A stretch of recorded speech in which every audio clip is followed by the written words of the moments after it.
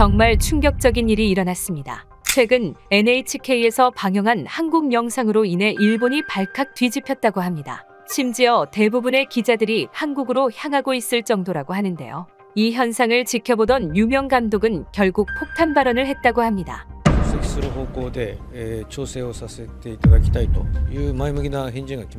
대체 무슨 일이 있었던 걸까요? 안녕하세요. 저는 타카하시 켄지라고 합니다. NHK의 시사 전문 기자죠. 저는 이제까지 객관적인 시선을 유지하며 좋은 취재를 하고 있다고 스스로 생각했습니다. 딱 한국가만 빼고 말이죠. 바로 한국이요. 물론 그 사건이 일어나기 전까지는 말이죠. 그날도 저는 평소처럼 사무실에서 기사를 정리하고 있었습니다. 모니터 화면에 집중하고 있던 그때 동료 기자가 노트북을 들고 다가와 일본에서 화제인 영상을 보여줬어요. 화면 속에는 우리나라 유명 배우 미야모토가 있었습니다. 그는 토크쇼에 출연해 한국 여행 중 겪었던 불쾌한 경험을 이야기하고 있었죠. 미야모토는 한국에서 일본인이라는 이유로 차별받았다고 했습니다. 식당에서 일본어를 사용하자 직원의 태도가 싸늘해졌고 택시기사들은 일본인인 그를 보고 그냥 지나갔다고 했어요. 결국 그는 한국은 일본인을 싫어하는 나라 같다고 말했습니다. 이 사건은 워낙 크게 퍼지면서 일본 사회 전체가 발칵 뒤집혔어요.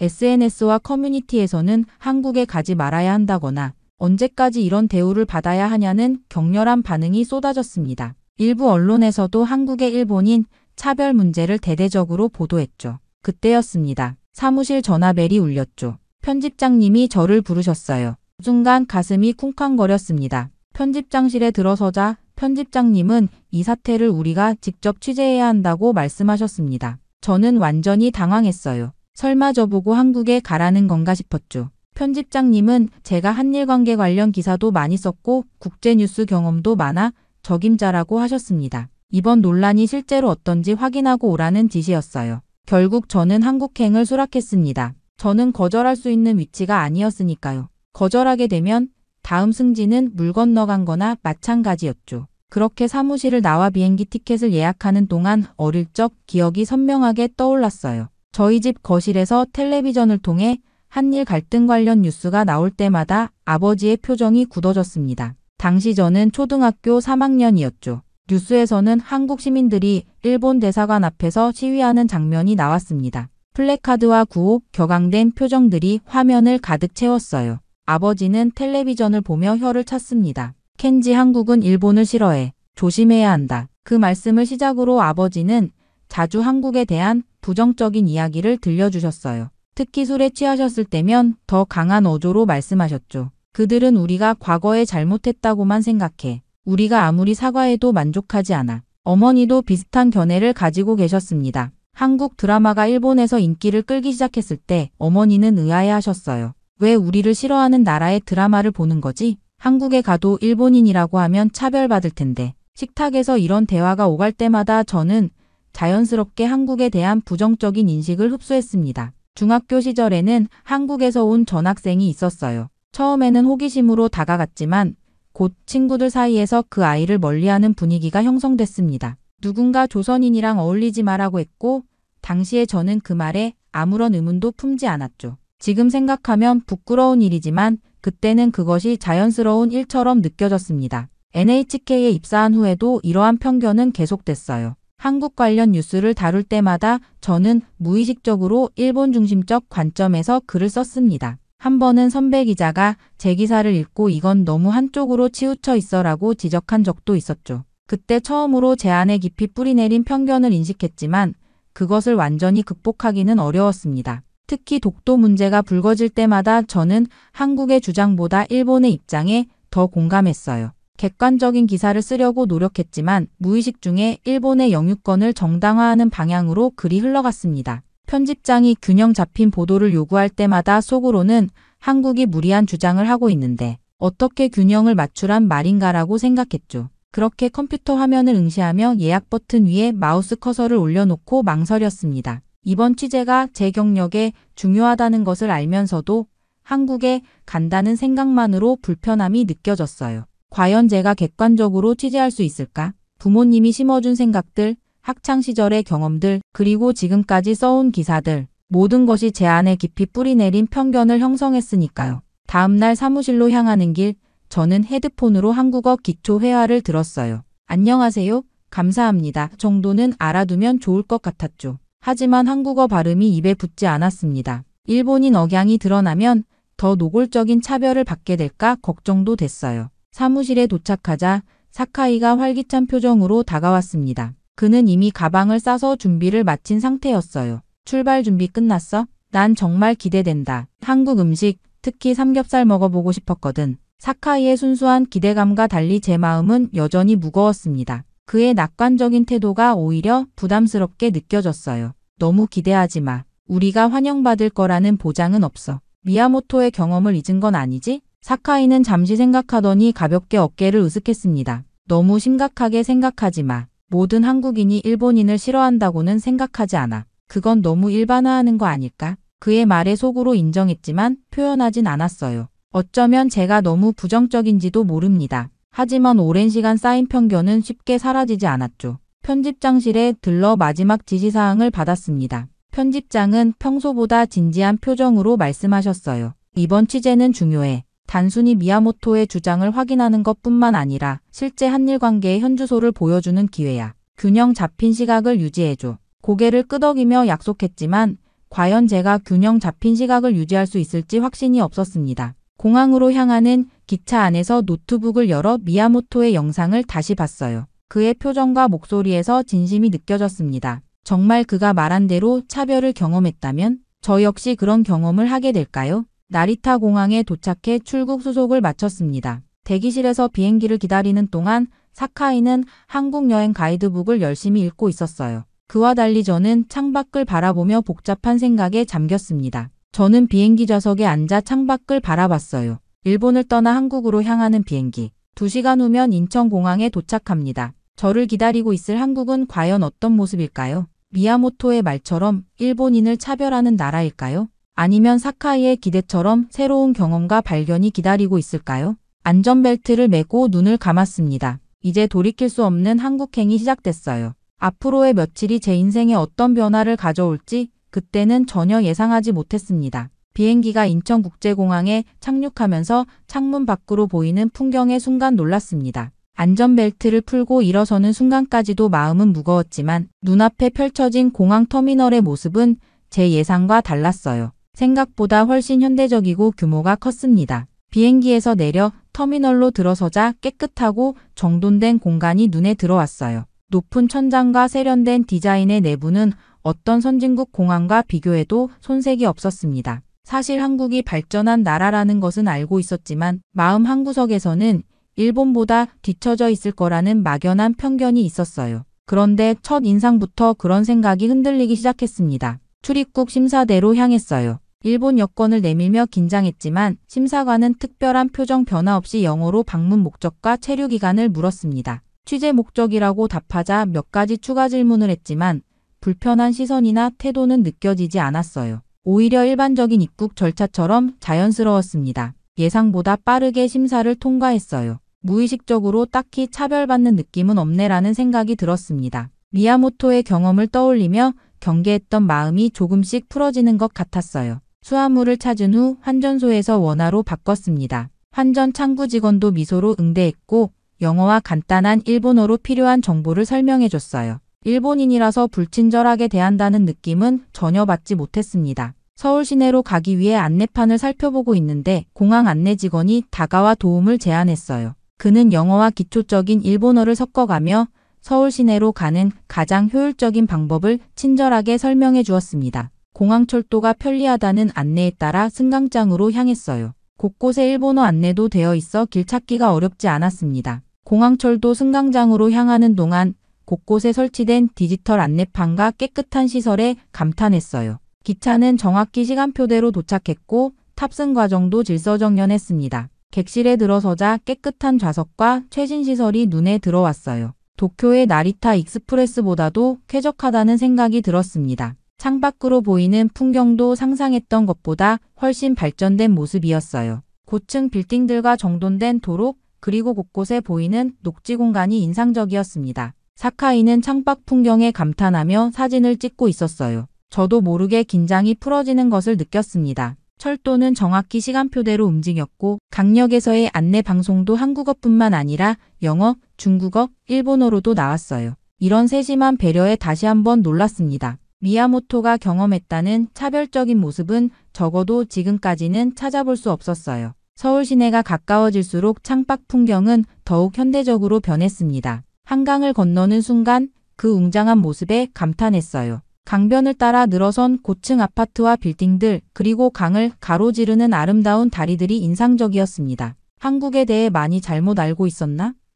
이 질문이 마음속에 자리 잡기 시작했어요. 지금까지 가지고 있던 한국에 대한 이미지와 실제 눈앞에 펼쳐진 모습 사이에는 큰 괴리가 있었습니다. 적어도 겉으로 보이는 모습만큼은 제가 알던 한국과 달랐어요. 그렇게 저는 서울역에서 택시를 타고 예약해둔 호텔에 도착했습니다. 체크인 과정도 예상보다 수월했어요. 프런트 직원은 영어와 약간의 일본어를 섞어가며 친절하게 응대했습니다. 짐을 풀고 잠시 휴식을 취한 후 서울 도심을 둘러보기로 했어요. 사카이는 자료 정리를 위해 호텔에 남기로 했고 저는 혼자 거리로 나섰습니다. 호텔을 나서자 활기찬 서울의 거리가 눈앞에 펼쳐졌어요. 높은 빌딩들과 화려한 간판, 분주하게 오가는 사람들. 도쿄와 비슷하면서도 다른 분위기가 느껴졌습니다. 처음 보는 한글 간판들을 구경하며 거리를 걷다 보니 어느새 방향 감각을 잃었어요. 지도 앱을 열어보았지만 한글로 된 지명을 식별하기 어려웠습니다. 주변을 둘러보며 길을 찾으려는데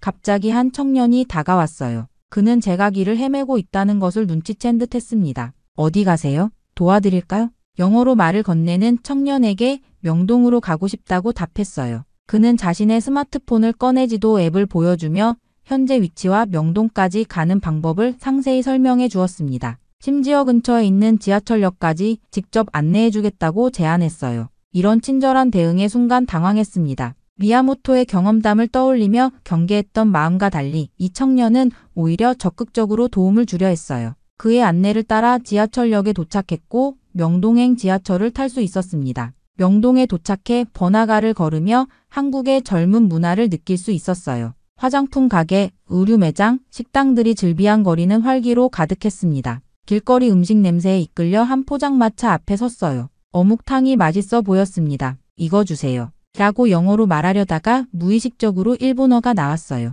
순간 긴장했지만 포장마차 아주머니는 미소를 지으며 어묵을 건네주셨습니다. 일본에서 오셨어요? 이거 서비스 맛있게 드세요. 아주머니는 어묵 한 개를 더 접시에 올려주셨어요. 이런 친절함에 깜짝 놀랐습니다. 일본인이어서 차갑게 대할 줄 알았는데 오히려 친절하다니. 이런 생각이 머릿속을 스쳤어요. 어묵을 맛있게 먹고 있는데 옆에 있던 한국인 커플이 일본어로 말을 걸어왔습니다. 도쿄에 여행 다녀온 적이 있다며 일본의 어느 지역에서 왔냐고 물었어요. 짧은 대화였지만 그들의 눈빛이나 태도에서 적대감은 전혀 느껴지지 않았습니다. 거리를 계속 걸으며 현지인들과 몇 번 더 짧은 대화를 나눴어요. 길을 물었을 때도 가게에서 물건을 살 때도 제가 일본인이라는 사실을 알고 난 후에도 한국인들의 태도는 변함없이 친절했습니다. 명동 한복판에서 잠시 멈춰 서서 생각에 잠겼어요. 지금까지의 경험은 미야모토가 말한 것과 완전히 달랐습니다. 일본인이라는 이유로 차별받기는커녕 오히려 특별한 관심과 친절함을 받고 있었어요. 내가 가지고 있던 한국에 대한 이미지가 틀린 건가? 이 질문이 마음속에서 점점 커져갔습니다. 부모님의 말씀, 학창시절의 교육, 그리고 미디어를 통해 형성된 선입견이 하나둘 무너지는 느낌이었어요. 그렇게 서울의 밤거리를 걷다 보니 식욕이 생겼습니다. 사카이에게 연락해 함께 저녁을 먹기로 했어요. 호텔 프런트에서 추천받은 유명한 한식당으로 향했습니다. 거리는 여전히 활기찼고 식당들은 손님들로 북적였어요. 식당에 들어서자 바비큐 향이 코를 자극했습니다. 테이블에 앉자마자 종업원이 친절하게 메뉴판을 건네주었어요. 영어와 일본어가 함께 적힌 메뉴판을 보며 삼겹살과 갈비를 주문했습니다. 잠시 후 종업원이 숯불 그릴에 불을 피우더니 물었어요. 고기 구워드릴까요? 사카이와 눈을 마주쳤습니다. 일본에서는 손님이 직접 고기를 굽는 경우가 많은데 여기서는 종업원이 직접 돕겠다고 하니 신선한 경험이었어요. 고맙다는 말과 함께 도움을 받기로 했습니다. 종업원이 고기를 굽는 동안 테이블에는 다양한 반찬들이 놓였어요. 김치, 나물, 장아찌 등 10가지가 넘는 작은 접시들이 테이블을 가득 채웠습니다. 일본에서도 반찬이 나오지만 이렇게 다양하고 풍성한 것은 처음이었어요. 이 모든 반찬이 무료인가요?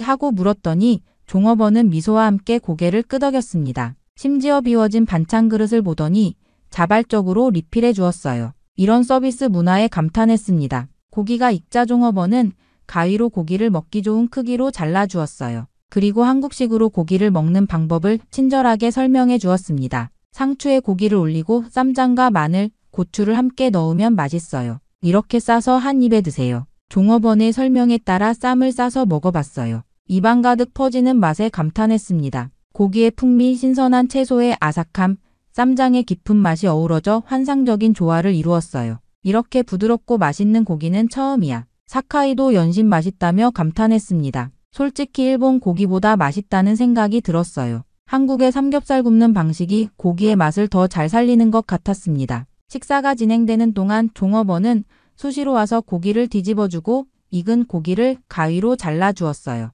반찬이 떨어지면 바로 채워주는 세심한 서비스에 감동했습니다. 일본의 식당과는 다른 종류의 환대였어요. 사카이가 소주를 주문했고 함께 한 잔씩 나눴습니다. 분위기가 무르익자 취재 이야기보다는 개인적인 대화를 나누기 시작했어요. 사카이는 한국 문화에 관심이 많다며 K-팝과 한국 드라마에 대해 이야기했습니다. 저도 모르게 경직되었던 마음이 풀어지는 것을 느꼈어요. 식사를 마치고 계산을 하려는데 종업원이 다가왔습니다. 그리고 놀랍게도 일본어로 인사를 건넸어요. 일본에서 오셨어요? 즐거운 여행 되세요. 그녀의 미소 띈 표정에서 진심이 느껴졌습니다. 일본인이라는 것을 알고도 차별 없이 친절하게 대해준 것이 인상적이었어요. 식당을 나서며 깊은 생각에 잠겼습니다. 지금까지의 경험은 미야모토가 말한 것과 완전히 달랐어요. 한국이 일본인을 싫어한다는 기존의 생각이 잘못되었다고 느끼기 시작했습니다. 거리를 걸으며 사카이에게 물었어요. 너는 어떻게 생각해?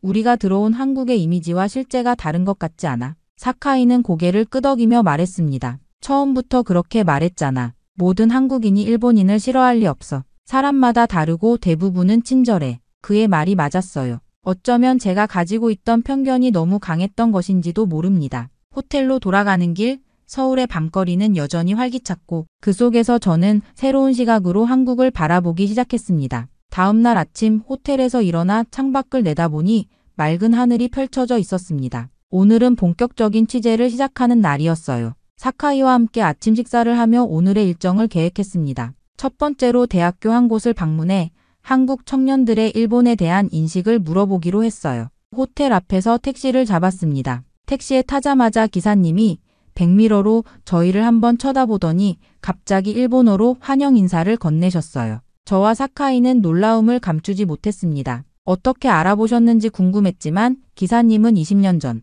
일본에서 3년간 일했던 경험이 있다며 일본인의 특징을 알아보는 게 어렵지 않다고 설명하셨어요. 기사님은 저희가 취재차 왔다는 것을 알고 더욱 흥미롭게 대화를 이어나가셨습니다. 일본 어느 지역에서 왔는지, NHK에서 어떤 일을 하는지 물어보셨어요. 편안한 분위기 속에서 대화가 오갔습니다. 서울에서 꼭 가봐야 할 곳들을 추천해 주시는 기사님의 친절함이 느껴졌어요. 특히 남산타워의 야경을 강조하시며 서울의 전경을 한눈에 볼 수 있다고 하셨습니다. 밤에 방문하면 더 좋을 거라는 조언도 잊지 않으셨어요. 택시 안에서의 대화는 자연스럽고 즐거웠습니다. 기사님은 한일 관계에 대해서도 솔직한 의견을 말씀해 주셨어요. 정치는 복잡하지만 사람 사이의 관계는 그렇게 어렵지 않다는 그의 말씀이 마음에 와닿았습니다. 그도 일본에서 좋은 추억이 많다고 하셨어요. 목적지에 도착하자 요금을 확인하고 지갑을 꺼냈습니다. 요금을 지불하고 택시에서 내리려는 순간 기사님이 급하게 저를 불렀어요.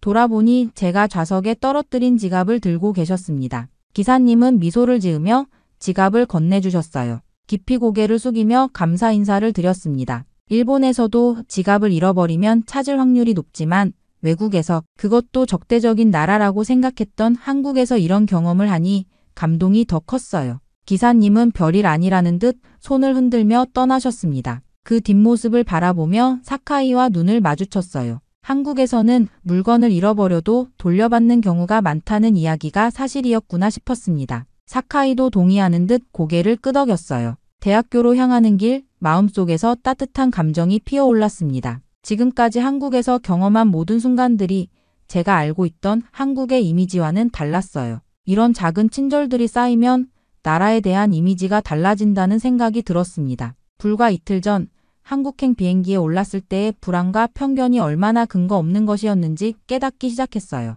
미야모토의 경험은 어쩌면 불운한 우연의 일치였거나 혹은 다른 이유가 있었을지도 모른다는 생각이 들었습니다. 대학교 정문에 도착해 취재를 준비하면서 어제까지만 해도 가지고 있던 한국에 대한 인식이 완전히 바뀌고 있다는 것을 느꼈어요. 이제는 더 열린 마음으로 한국을 바라볼 준비가 됐습니다. 그렇게 저는 사흘간의 취재를 마치고 일본으로 돌아왔습니다. 비행기 안에서 한국에서의 경험을 정리하며 기사를 작성했어요. 도쿄 하네다 공항에 도착했을 때는 이미 저녁이 다 되어가고 있었습니다. 집으로 가는 길, 창밖 풍경이 익숙하게 느껴졌지만 제 마음속은 이전과 달라져 있었어요. 다음 날 아침 NHK 사무실에 도착하자 여러 동료들이 관심 어린 눈빛으로 다가왔습니다. 미야모토의 발언으로 시작된 논란이 아직 일본 사회에서 뜨거운 이슈였기 때문이었어요. 편집장님은 제 보고서를 꼼꼼히 읽어보시고는 만족스러운 표정을 지으셨습니다. 좋은 취재였어. 이걸 바탕으로 특집 방송을 준비하자.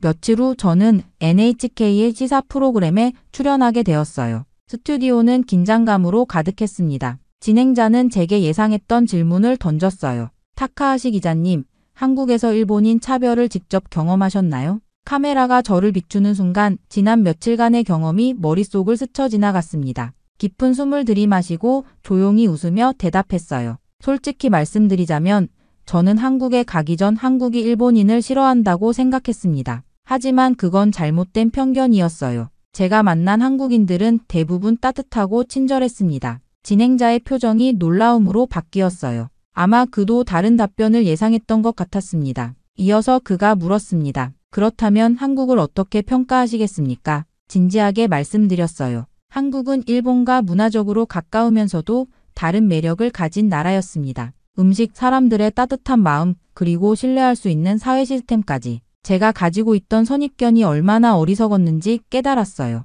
취재 영상이 나가면서 한국에서의 경험들이 시청자들에게 전달되었습니다. 친절한 청년, 포장마차 아주머니, 삼겹살집 종업원, 정직한 택시기사님. 그들의 모습을 통해 다른 한국의 이미지를 보여주려 했어요. 방송이 나간 후 일본 시청자들의 반응이 다양하게 나타났습니다. SNS와 커뮤니티에서는 의견이 갈렸어요. 정말인가? 한국이 그렇게 좋은 나라였다고? 일본 언론이 항상 왜곡해서 보도했나?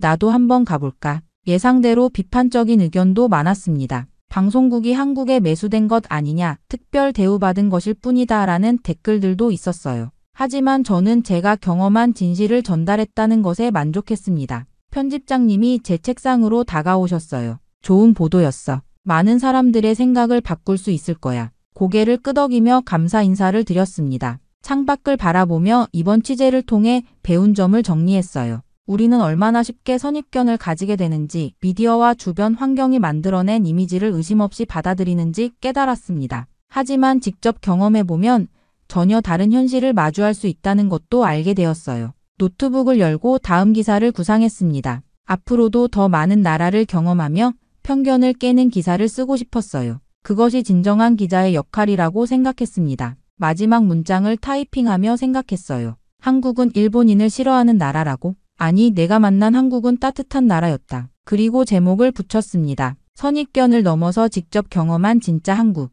기사를 저장하고 창밖을 바라보았습니다. 마음속 깊은 곳에서 감사함이 올라왔어요. 한국이라는 나라가 제 오랜 편견을 깨뜨려준 것에 감사했습니다. 만약 이번 취재가 없었다면 저는 여전히 잘못된 시각으로 이웃 나라를 바라보고 있었겠죠. 한 나라를 진정으로 이해하기 위해서는 책이나 뉴스가 아닌 직접 발로 걷고 눈으로 보고 가슴으로 느껴야 한다는 소중한 교훈을 얻었습니다. 이 경험은 기자로서뿐만 아니라 한 사람으로서 제 인생을 변화시킨 귀중한 순간이 되었어요. 앞으로도 이 교훈을 잊지 않고 더 넓은 세상을 향해 열린 마음으로 나아가겠습니다. 충격적인 일이 일어났습니다. 전 세계 예술가들의 고장인 파리, 그곳의 기차역에서 한 소녀가 갑자기 악보도 보지 않고 바이올린 연주를 하기 시작합니다. 그러자 모든 사람들이 걸음을 멈추고 눈물을 흘리며 앵콜을 외치는데요. 놀라운 건 그 어린 소녀가 바로 한국인이라는 점이죠. 이 사건은 미국 CNN 뉴스에까지 방영이 되며 한 유명 피아니스트는 이제는 클래식의 고장이 한국이라고 해도 과언이 아니다 라는 이야기까지 했다고 합니다. 대체 무슨 일이 있었던 걸까요? 안녕하세요. 저는 클라우스 폰 슈미트입니다. 파리 유명 음악대학교인 국립고등음악원에서 피아노를 가르치는 교수죠. 저는 유럽의 많은 유명 제자들을 육성하고 클래식을 알리는 것만큼 저에게 큰 기쁨은 없었습니다. 클라우스, 기억해라. 진정한 클래식은 유럽에서만 존재한다. 3대 음악가 집안인 만큼 저희 부모님 또한 제게 유럽 문화의 우월성을 강조했습니다. 그렇게 저도 모르게 그런 생각들을 내면화했죠. 때문에 최고의 음악은 클래식이라고 평생을 자부해왔고 다른 음악들은 거들떠도 보지 않았죠. 그런데 이런 저를 요즘 괴롭히는 일이 있습니다. 바로 한국이죠. 특히 얼마 전 뉴스에서 우연히 본 K-팝 공연 영상은 저를 불쾌하게 만들었어요. 화려한 춤과 현란한 영상미, 귀에 감기는 멜로디에 사람들이 열광하는 모습이 이해되지 않았습니다. 게다가 요즘은 길거리만 지나면 자꾸 귀를 찢어질 듯 때리는 한국의 싸구려 음악들이 자꾸 들려와요. 이곳은 유럽이잖아요? 대체 왜 저렇게 고상하지도 않고 듣기만 해도 스트레스를 받는 저런 노래가 왜 판을 치는 거냐고요?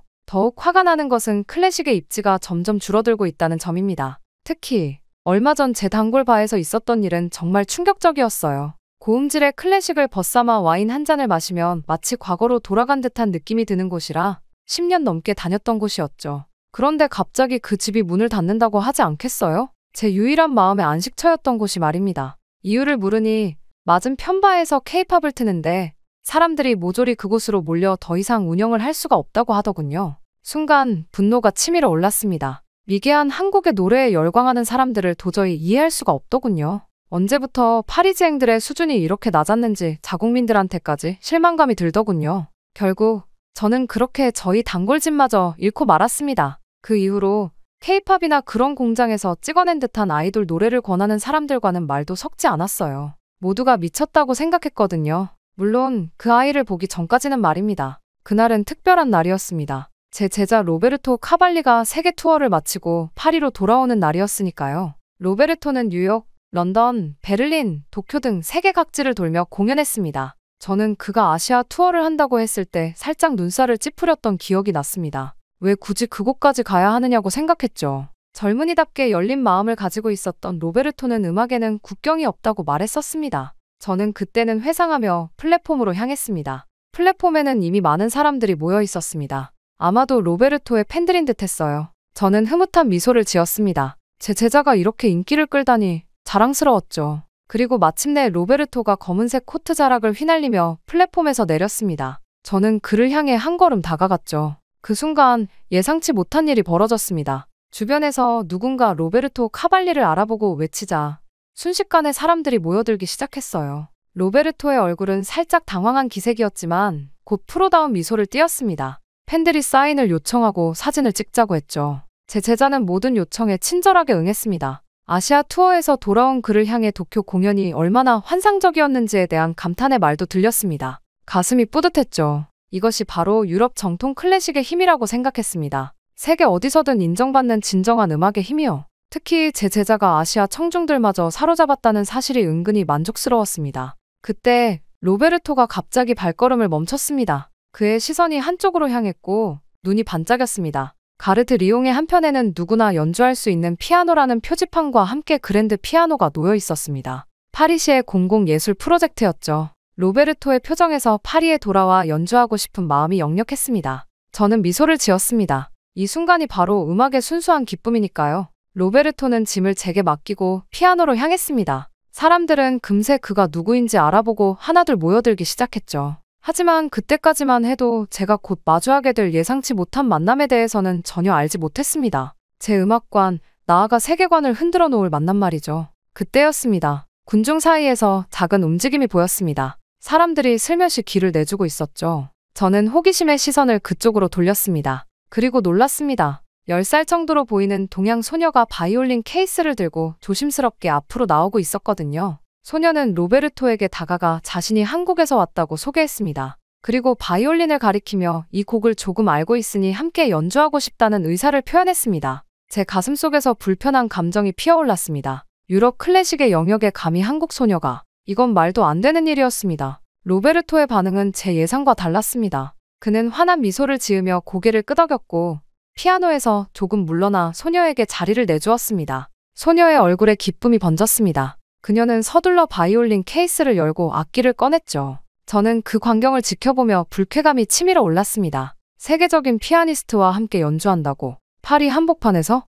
이런 철없는 용기가 어디서 나오는 걸까요? 아마도 부모님이 소녀를 과대평가하는 모양이라고 생각했습니다. 동양인들이 자녀 교육에 광적이라는 얘기는 들었지만 이 정도일 줄은 몰랐습니다. 소녀는 바이올린을 턱에 고정시키고 조율을 시작했습니다. 그 모습은 적어도 전문가처럼 보였죠. 하지만 저는 여전히 회의적이었습니다. 기껏해야 몇 년 배운 아마추어일 테니까요. 로베르토가 소녀에게 말을 걸었습니다. 아마도 어떤 곡을 연주할지 묻는 것 같았어요. 관객들 사이에서 수군거림이 들렸습니다. 일부는 흥미로워 보였고 일부는 저처럼 의구심을 품은 것 같았죠. 제 옆에 선 프랑스 신사는 고개를 갸웃거리며 미심쩍어했습니다. 그의 표정에서 저와 비슷한 생각을 읽을 수 있었어요. 이게 무슨 상황이지? 로베르토가 건반 위에 손을 올렸습니다. 소녀도 바이올린을 구준비 자세로 들었죠. 잠시 눈빛을 교환한 후 두 사람은 거의 동시에 연주를 시작했습니다. 첫 음이 울려 퍼졌습니다. 그리고 그 순간 저는 완전히 얼어붙고 말았어요.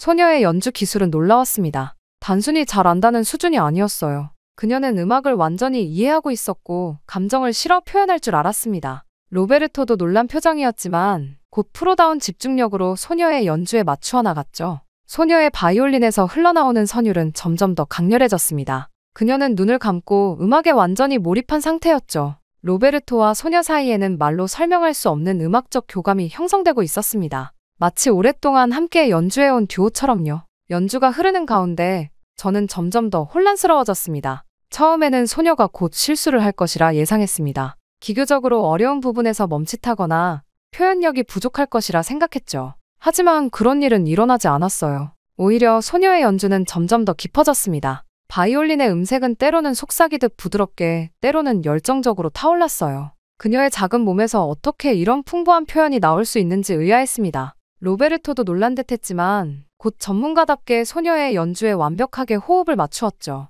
두 사람의 합주는 마치 오랫동안 함께 연습해온 듀오 같았습니다. 피아노와 바이올린의 대화, 주고받음이 너무나 자연스러웠어요. 로베르토가 음악적 프레이즈를 던지면 소녀는 그것을 받아 더 아름답게 발전시켰습니다. 그리고 로베르토는 다시 소녀의 선율에 영감을 받아 새로운 표현을 더했죠. 기차역에 있던 사람들은 이제 완전히 이 예상치 못한 공연에 빠져들었습니다. 처음에는 50여 명이었던 관객이 이제는 200명 가까이 모여들었어요. 사람들은 스마트폰으로 영상을 찍고 숨죽여 감상했습니다. 어떤 이들은 감동의 눈물을 글썽이기도 했죠. 저는 점점 더 혼란스러웠습니다. 제 머릿속에서는 오랜 신념과 눈앞의 현실이 충돌하고 있었어요. 어떻게 이런 일이 가능한 걸까요? 한국 소녀가, 그것도 고작 10살 정도로 보이는 아이가 이토록 성숙한 연주를 한다니. 저는 귀를 의심했습니다. 첫 곡이 끝나자 우레와 같은 박수가 터져 나왔습니다. 사람들은 브라보를 외치며 환호했어요. 소녀는 수줍게 미소 지으며 인사했죠. 로베르토는 존경의 눈빛으로 소녀를 바라보았고 그들은 서로 눈짓으로 다음 곡을 상의했습니다.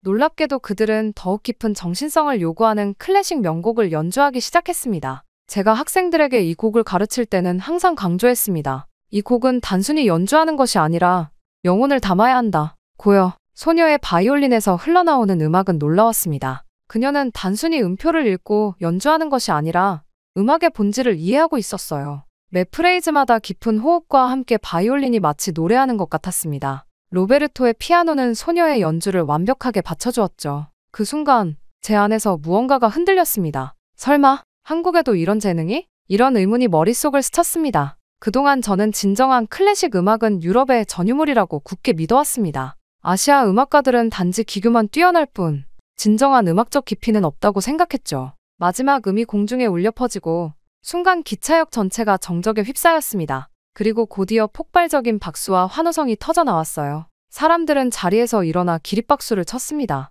누군가 앵콜을 외치기 시작했고 곧 수백 명의 목소리가 합쳐져 앵콜을 요청했죠. 소녀는 수줍게 웃으며 로베르토를 바라보았습니다. 로베르토는 환한 미소로 고개를 끄덕였고 두 사람은 다시 한 번 연주를 시작했어요. 이번에는 더욱 서정적인 곡이었습니다. 바이올린의 선율이 기차역 천장까지 올라가 맴도는 듯했죠. 저는 복잡한 감정에 휩싸였습니다. 한편으로는 제 제자 로베르토가 이렇게 대중의 사랑을 받는 모습이 자랑스러웠어요. 그의 성공은 곧 제 가르침의 성공이기도 했으니까요. 하지만 다른 한편으로는 한국 소녀의 놀라운 재능 앞에서 불편함과 혼란을 느꼈습니다. 평생을 유럽 클래식 음악의 우월함을 믿으며 살아왔는데 그 신념이 흔들리는 경험은 결코 편안하지 않았어요. 게다가 그 소녀는 한국에서 왔다고 했습니다. 아시아 국가 중 하나일 뿐이라고 생각했던 나라에서 이런 천재적인 음악성을 지닌 아이가 나올 수 있다는 사실이 저를 혼란스럽게 했죠. 앵콜 연주가 끝나고 다시 한번 우레와 같은 박수가 쏟아졌습니다. 사람들은 소녀에게 다가가 축하 인사를 건넸고 일부는 사인을 요청하기도 했어요. 로베르토도 많은 주목을 받았지만 오늘의 진정한 주인공은 소녀였습니다. 제 제자는 자신보다 소녀에게 스포트라이트가 쏟아지는 상황에서도 전혀 불편한 기색이 없었어요. 오히려 그는 소녀를 진심으로 존중하고 그녀의 재능에 감탄하는 모습이었습니다. 그 모습을 보며 저는 다시 한번 생각에 잠겼죠. 로베르토는 유럽에서 태어나고 자랐지만 음악에 있어서는 제가 가진 편견에서 자유로워 보였습니다. 혼잡한 상황이 조금 정리되자 소녀의 부모로 보이는 동양인 부부가 다가왔습니다. 그들은 로베르토와 저에게 공손하게 인사하며 감사 인사를 전했어요.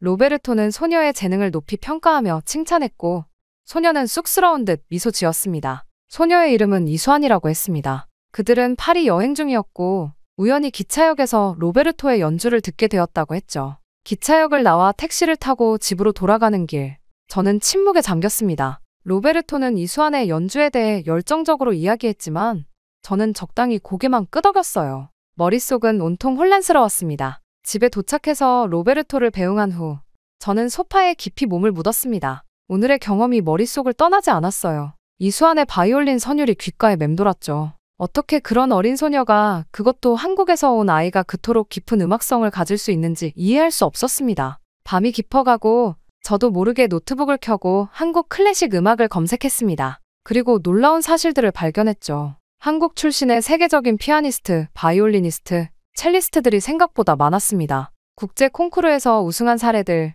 유명 오케스트라와 협연한 기록들, 세계 유수의 음악학교에서 가르치는 교수들까지 한국의 클래식 음악 교육 시스템에 대한 기사도 읽었습니다. 어린 시절부터 엄격한 훈련을 받고 재능 있는 아이들을 조기에 발굴해 집중 교육한다는 내용이었죠. 머릿속에 이수환의 모습이 떠올랐습니다. 아마도 그녀도 이런 시스템 속에서 자란 것이겠죠. 밤늦게까지 자료를 찾아보다 문득 정신을 차렸습니다. 제 모니터 화면은 한국 음악가들의 정보로 가득 차 있었어요. 결국 저는 그날 밤을 셀 수밖에 없었죠. 그 만남 이후 몇 주가 지났습니다. 저는 다시 일상으로 돌아와 파리 국립고등음악원에서 학생들을 가르치고 있었습니다. 이수환과의 만남은 점차 희미해지는 듯했지만 가끔씩 그녀의 연주가 문득 떠오르곤 했죠. 그럴 때면 저는 고개를 저으며 생각을 떨쳐냈습니다. 한 번의 만남으로 평생의 신념이 흔들릴 수는 없다고 스스로를 다독였어요. 어느 화창한 오후, 사무실로 돌아오자 비서가 우편물을 건네주었습니다. 그중 고급스러운 봉투 하나가 눈에 띄었죠.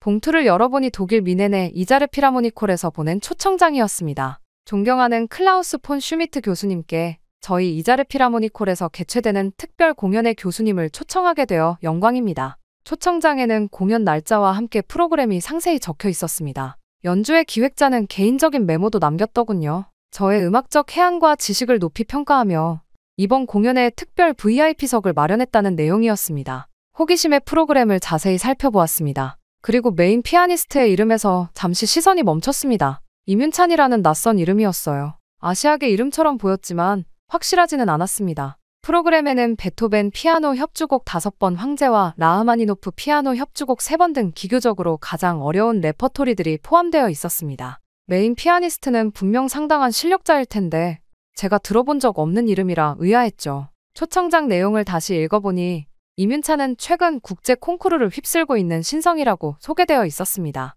저는 어깨를 으쓱했습니다. 누군지 모르겠지만 대단한가 보군. 하지만 그다지 큰 관심은 없었습니다. 요즘은 콩쿠르 우승자들이 넘쳐나니까요. 그럼에도 독일 미넨으로의 여행은 매력적이었습니다. 이자르 피라모니콜은 유럽에서도 손꼽히는 명성 높은 공연장이었고 미넨은 음악적 전통이 깊은 도시였습니다. 또한 오랜 독일 친구들을 만날 기회이기도 했죠. 그렇게 몇 주 뒤 공연 당일 저는 정장을 차려입고 일찍 공연장에 도착했습니다. 로비는 이미 관객들로 북적였어요. 놀랍게도 많은 사람들이 임윤찬에 대해 열띤 대화를 나누고 있었습니다. 그의 쇼팽은 정말 혁명적이야. 베토벤 소나타를 그렇게 연주하는 사람은 본 적이 없어. 같은 말들이 들려왔죠. 저는 VIP석으로 안내되었습니다. 자리에 앉아 프로그램 북을 다시 한번 살펴보았어요. 임윤찬의 사진 옆에는 세계가 주목하는 새로운 피아노의 거장, 이라는 문구가 쓰여 있었습니다. 과장이 심하다고 생각했지만 곧 제 생각이 얼마나 잘못되었는지 깨닫게 될 줄은 몰랐습니다.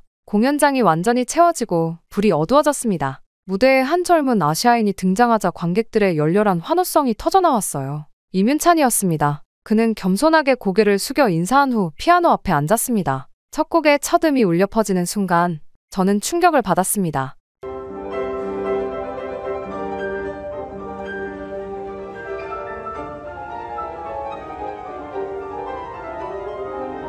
그의 터치는 맑고 투명했으며 동시에 깊은 울림이 있었어요. 이민찬은 베토벤의 소나타를 연주했는데 베토벤을 수십 년간 연구해온 저조차 새롭게 느껴지는 해석이었습니다. 마치 작곡가의 의도를 직접 전달받은 듯한 연주였어요. 한 곡 또 한 곡이 이어지며 저는 점점 더 깊은 감동에 빠져들었습니다. 그의 연주는 단순한 기교를 넘어 음악의 본질을 완벽하게 이해하고 표현하는 것이었습니다. 특히 라흐마니노프의 협주곡에서는 온몸의 전율이 느껴졌어요. 어떻게 이렇게 어린 연주자가 이토록 깊은 감정을 표현할 수 있는지 이해할 수 없었습니다. 이민찬의 손가락은 건반 위에서 마치 살아있는 생명체처럼 움직였습니다. 때로는 폭풍처럼 강렬하게, 때로는 속삭임처럼 섬세하게 음악을 빚어냈어요. 그의 연주에서는 피아노라는 악기의 한계가 느껴지지 않았습니다. 세트리스트의 마지막 곡이 끝나자 관객들은 일제히 기립해 열광적인 박수를 보냈습니다. 앵콜 요청이 쏟아졌고 이민찬은 다시 무대로 나와 조용히 피아노 앞에 앉았습니다. 그가 연주한 앵콜곡은 쇼팽의 녹턴이었어요. 그 순간 저는 무언가 따뜻한 것이 뺨을 타고 흐르는 것을 느꼈습니다. 눈물이었습니다. 저도 모르게 흘러나온 감동의 눈물이었어요. 어떻게 이렇게 어린 나이에 이런 경지에 도달할 수 있단 말인가. 그것도 한국이라는 제가 클래식 음악의 변방이라 생각했던 나라에서 온 연주자가? 앵콜이 끝나고 공연장을 나오면서 갑자기 파리 기차역에서 만났던 한국 소녀 이수환의 모습이 떠올랐습니다. 그 소녀의 바이올린 연주에 느꼈던 놀라움, 그리고 오늘 이민찬의 피아노에 느낀 감동이 겹쳐졌어요. 제 마음속에 오랫동안 자리 잡고 있던 선입견의 벽이 조금씩 무너지는 소리가 들리는 듯했습니다. 공연장을 나와 호텔로 돌아가는 길, 저는 마음을 진정시키기 위해 위넨의 밤거리를 천천히 걸었습니다. 이민찬의 연주가 귓가에 생생하게 맴돌았습니다. 그의 손끝에서 피어난 음악은 단순한 소리의 나열이 아닌 영혼의 언어와도 같았습니다. 지금까지 제가 들어본 어떤 피아니스트와도 비교할 수 없는 특별함이 있었어요. 호텔 라운지에 들어서자 우연히 음악 비평가로 알고 지내던 독일인 친구 한스를 만났습니다. 그도 오늘 이민찬의 공연을 보고 왔다고 했어요. 저희는 함께 앉아 와인을 마시며 공연에 대해 이야기를 나눴습니다. 클라우스, 자네도 오늘 공연을 봤나? 정말 놀라운 재능이지 않은가? 저는 고개를 끄덕이며 솔직한 감상을 나눴습니다. 그러자 한스는 이민찬에 대한 더 자세한 정보를 들려주었습니다. 이민찬은 이미 쇼팽 콩쿠르, 차이콥스키 콩쿠르, 퀸 엘리자베스 콩쿠르 등 세계 최고 권위의 국제 콩쿠르를 모두 석권한 전무후무한 기록의 소유자였습니다. 그것도 모두 최연소 우승이었죠. 그의 나이가 고작 25이라니 믿기 힘들지? 앞으로 최소 50년은 더 연주할 수 있다고 생각하면 음악사에 어떤 족적을 남길지 상상이 안 되네. 한스의 말을 들으며 저는 깊은 생각에 잠겼습니다. 그리고 문득 기억났습니다. 파리 기차역에서 만난 한국 소녀 이수환의 바이올린 연주도 처음에는 의심했지만 결국 엄청난 재능이었죠. 한국에서 온 두 명의 뛰어난 음악가를 연달아 만난 것은 우연이 아닐지도 모른다는 생각이 들었습니다. 한스, 혹시 한국의 음악 교육 시스템에 대해 아는 것이 있나? 한스는 미소 지으며 고개를 끄덕였습니다. 그에 따르면 한국은 최근 10년간 클래식 음악계에서 가장 주목받는 나라 중 하나였습니다. 체계적인 조기 교육, 국가적 지원, 그리고 한국인 특유의 열정과 집중력이 결합된 결과라고 했죠. 사실 음악계에서는 이미 K-클래식이라는 용어가 생겨날 정도야. 한국 출신 음악가들이 세계 무대를 휩쓸고 있거든.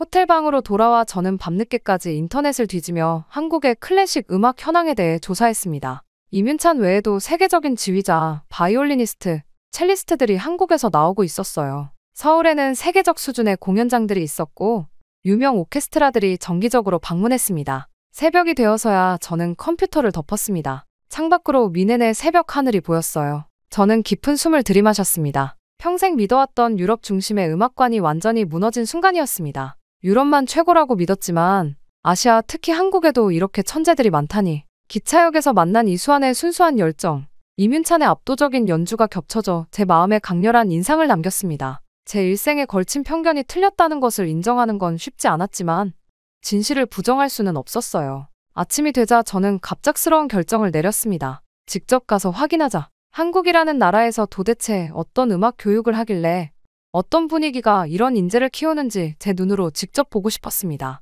한국으로 가야만 한다는 생각이 마음을 사로잡았습니다. 저는 평소에 침착함을 잃고 마치 어린아이처럼 들떠있는 제 모습을 발견했습니다. 짐을 챙기는 손길은 평소보다 빨랐고 가슴은 두근거렸습니다. 몇십 년간 쌓아온 제 가치관이 무너지는 순간이었지만 이상하게도 두려움보다는 설렘이 더 컸어요. 마치 오랫동안 닫혀있던 문이 열리고 그 너머로 새로운 세계가 펼쳐지는 듯한 기분이었습니다. 공항으로 향하는 택시 안에서 저는 창밖으로 스쳐 지나가는 미네네 풍경을 바라보았습니다. 유럽 문화의 아름다움은 여전히 제 가슴에 소중했지만 이제는 그것이 세계의 전부가 아니라는 사실을 받아들였습니다.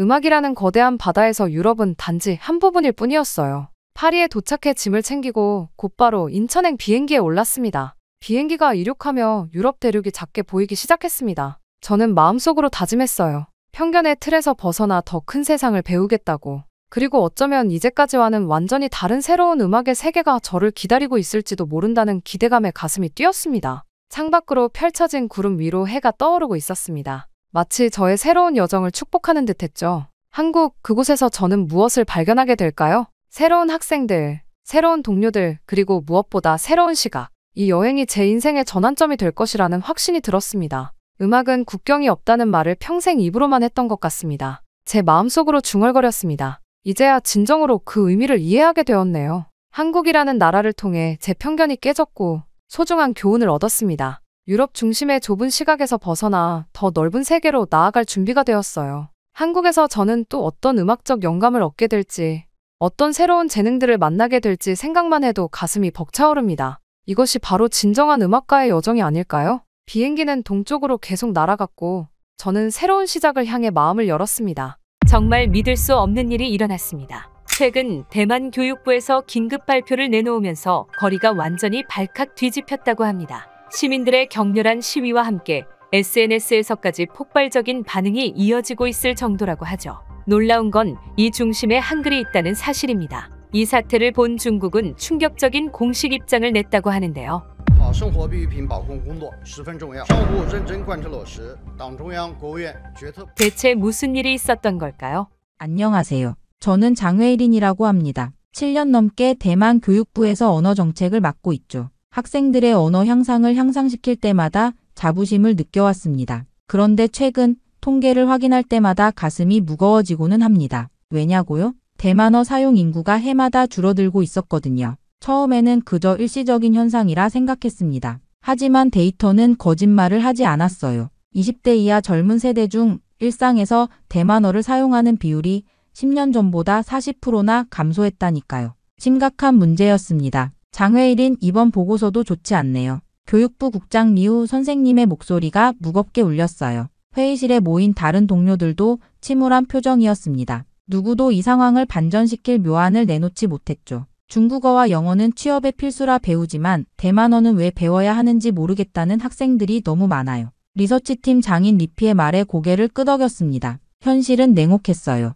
대만의 젊은이들은 실용적인 가치가 있는 언어에만 관심을 보였죠. 대만어는 그들에게 그저 할머니, 할아버지가 사용하는 구식 언어처럼 여겨지고 있었습니다. 문제는 표기법에도 있습니다. 제가 말했어요. 한자는 대만어의 발음을 온전히 담아내지 못해요. 로마자 표기법도 너무 낯설어서 거의 사용되지 않고요. 회의실이 잠시 침묵에 빠졌습니다. 누구나 알고 있지만 누구도 해결책을 찾지 못하는 난제였어요. 대만어는 성조가 복잡하고 발음이 풍부한데 기존 문자 체계로는 이를 완벽하게 담아낼 수 없었거든요. 이대로 가면 30년 내에 대만어를 일상적으로 사용하는 인구가 절반 이하로 줄어들 겁니다. 통계 담당자가 슬픈 목소리로 덧붙였어요. 아무리 생각해도 답이 나오지 않았습니다. 매일 밤 집으로 돌아가는 길에 거리의 간판들을 바라보며 생각했죠. 중국어, 영어로만 가득한 이 도시에서 대만어의 흔적을 찾기가 점점 어려워졌어요. 사무실 책상 위에는 해결되지 않은 보고서들이 쌓여갔어요. 매일 밤 늦게까지 언어 보존 정책을 검토하고 다른 나라의 사례를 연구했지만 뾰족한 수가 없었습니다. 다른 나라들도 비슷한 문제로 고민하고 있었죠. 그래도 저는 답을 찾기 위해 수많은 밤을 지새웠습니다. 세계의 다양한 언어 정책을 분석하고 비슷한 위기를 겪었던 언어들의 사례를 연구했어요. 그러던 차에 뜻밖의 기회가 찾아왔습니다. 교육부에서 7년간 쉼없이 일한 저에게 2주간의 휴가가 주어진 거죠. 리우 국장님이 제 책상 앞에 서서 말씀하셨어요. 웨일인 이제 좀 쉬어. 내가 없으면 부서가 돌아가지 않는 건 아니야. 처음엔 거절하려 했습니다. 하지만 동료들도 모두 한 목소리로 휴식이 필요하다고 했죠. 결국 평소 동경하던 유럽 여행을 계획했어요. 파리, 베를린, 로마. 문화의 중심지들을 방문하는 일정이었습니다. 물론 그때는 알지 못했어요. 그곳에서 해결책을 찾게 될 거라는 사실을 말이죠. 파리의 늦은 봄은 생각보다 선선했어요. 에펠탑, 루브르, 세느강. 관광객들로 붐비는 명소들을 둘러보며 잠시나마 대만어의 위기에서 벗어날 수 있었습니다.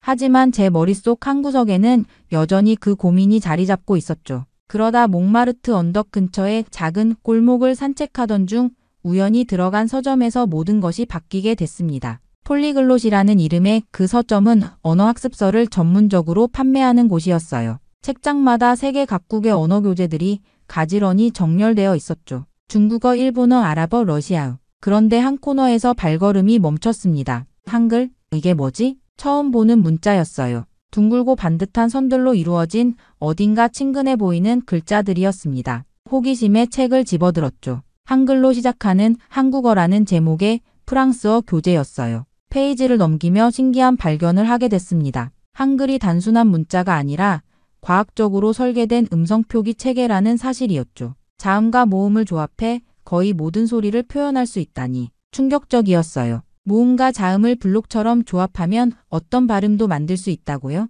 서점 직원에게 물었더니 그는 미소를 지으며 더 자세한 책을 추천해 주었습니다. 한글의 과학적 원리라는 책이었어요. 그 자리에서 바로 읽기 시작했죠. 15세기에 만들어진 문자가 이렇게 체계적이라니. 책을 읽으며 흥분이 점점 커졌습니다. 한글은 발음기관의 모양을 본떠 만든 자음, 하늘과 땅과 사람을 상징하는 모음, 그리고 그것들을 논리적으로 조합하는 시스템이 있었어요. 무엇보다 음운 체계를 정확히 반영해 설계된 문자였죠. 그때 번뜩 아이디어가 떠올랐습니다. 대만어도 소리를 기반으로 하는 언어인데 한글을 응용해서 대만어를 표기할 수 있지 않을까? 심장이 빠르게 뛰기 시작했어요. 대만어의 풍부한 성조와 복잡한 발음을 한자로는 완벽하게 담아낼 수 없었지만 한글이라면 어떨까요? 자음과 모음을 조합하는 원리를 응용한다면 그 자리에서 바로 카페에 앉아 메모를 시작했습니다. 유럽 여행은 잊은 채 대만어 단어 몇 개를 한글로 적어 보았어요. 처음에는 어색했지만 점점 체계가 만들어지는 느낌이었죠.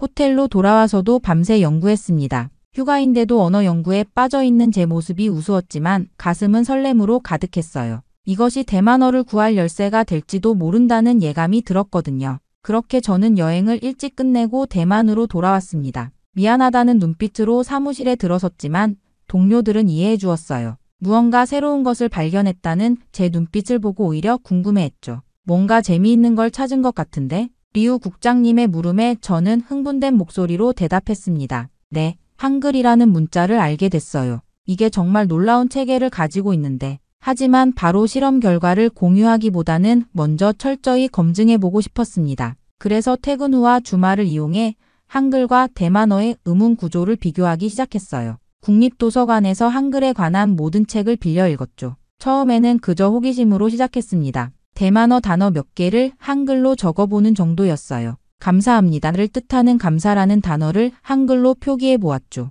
이거 생각보다 잘 맞아떨어지는데 놀라웠어요. 한글의 자음과 모음 조합이 대만어의 발음을 상당히 정확하게 표현할 수 있었거든요. 특히 한자로는 표현하기 어려운 미묘한 발음 차이까지 담아낼 수 있었습니다. 흥분된 마음으로 이번에는 좀 더 복잡한 단어들을 시도해 봤어요. 대만어에는 성조가 있어 같은 발음이라도 음의 높낮이에 따라 의미가 달라지는데 이 부분이 가장 어려웠습니다. 하지만 한글 옆에 작은 기호를 추가하는 방식으로 이 문제도 해결할 수 있었죠. 일주일간의 개인 연구 끝에 어느 정도 체계가 잡혔다고 느꼈어요. 이제 다른 사람들에게도 테스트해볼 차례였습니다. 대만 국립대학교 언어학과 교수님께 연락해 학생들과 실험을 해보고 싶다고 말씀드렸어요. 흥미로운 주제군요. 한번 해봅시다. 다행히 교수님도 호의적이셨죠. 그렇게 대학생 10명을 모집해 실험을 시작했습니다. 그들에게 한글의 기본 원리를 가르친 후 제가 만든 대만어 표기법으로 간단한 문장을 읽게 했어요.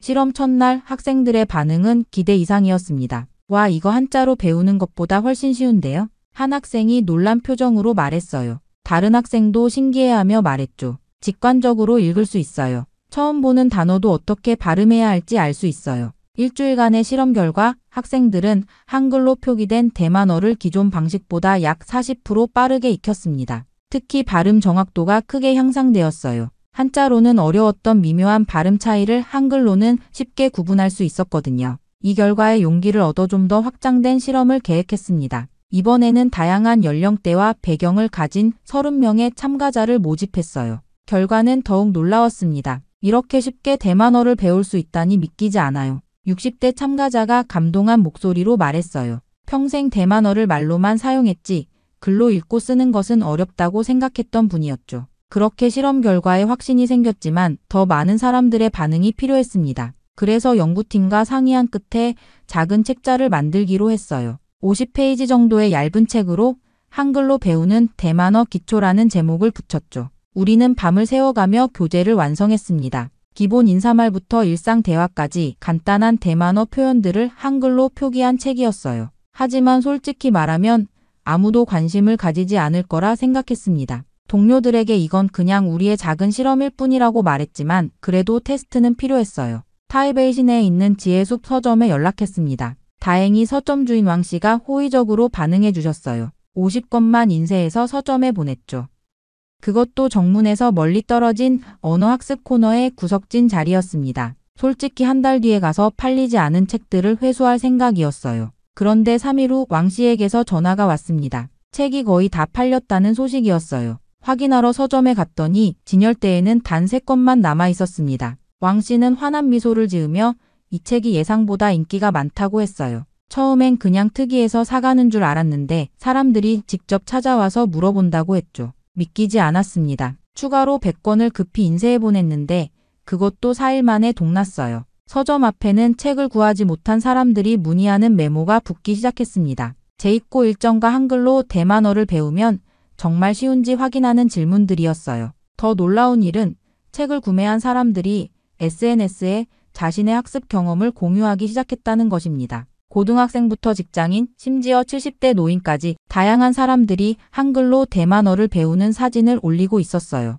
일주일 만에 대만어 기초 회화를 마스터했다거나 평생 대만어를 말로만 알았는데 이제 읽고 쓸 수 있다는 후기가 넘쳐났습니다. 처음엔 단순한 실험이었지만 이제는 사람들이 직접 한글을 활용해 대만어를 배우려는 분위기가 형성되고 있었어요. 특히 놀라웠던 건 젊은이들의 관심이었습니다. 중학생, 고등학생들이 한글 표기법에 열광하며 대만어를 배우기 시작했어요. 어렵게만 느껴졌던 대만어가 이렇게 쉬울 줄 몰랐다는 반응이 많았습니다. 한 달 만에 한글로 배우는 대만어는 베스트셀러 대열에 올랐어요. 여러 서점에서 재고 문의가 쇄도했고 출판사들도 연락해왔습니다. 언론에서도 관심을 보이기 시작했어요. 타이베이 데일리 뉴스에서는 혁신적인 대만어 학습법, 한글의 비밀이라는 제목으로 기사를 실었고 대만 교육주간지에서는 잊혀가는 대만어를 구하는 열쇠, 한글이라는 특집 기사를 냈습니다. 우리 연구팀은 이런 반응에 기뻐하면서도 조금 긴장했어요.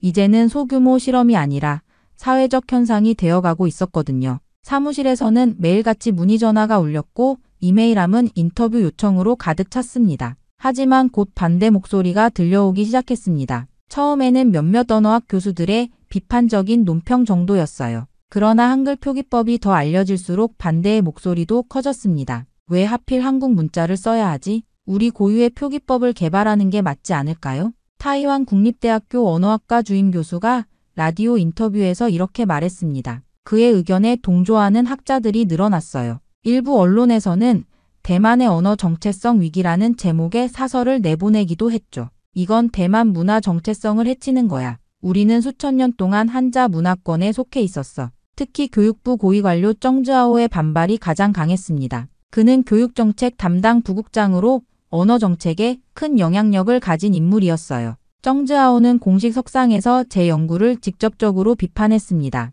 대만은 전통적으로 한자로 대만어를 기록해왔다. 한글 도입은 위험한 일이다. 이는 우리 문화적 뿌리를 부정하는 행위다. 정즈아오의 발언은 큰 파장을 일으켰어요. 그를 지지하는 학자들과 보수층도 비판을 쏟아냈습니다. 신문과 텔레비전에서는 매일같이 이 문제를 다뤘고 대만 사회는 서서히 두 진영으로 나뉘기 시작했습니다. 한글을 쓰는 순간 대만어는 본래의 정체성을 잃을 것이다. 한자 보존협회 회장은 기자회견을 열어 이렇게 주장했어요. 그의 주장에 동조하는 사람들은 한글 표기법이 대만의 문화적 주권을 침해한다고 여겼습니다. 일부는 이것이 한국의 문화적 침략이라는 극단적인 주장까지 펼쳤어요. 제가 출근길에 교육부로 향할 때면 때로는 소규모 시위대가 건물 앞에서 피켓을 들고 있었습니다. 우리의 언어를 지켜라.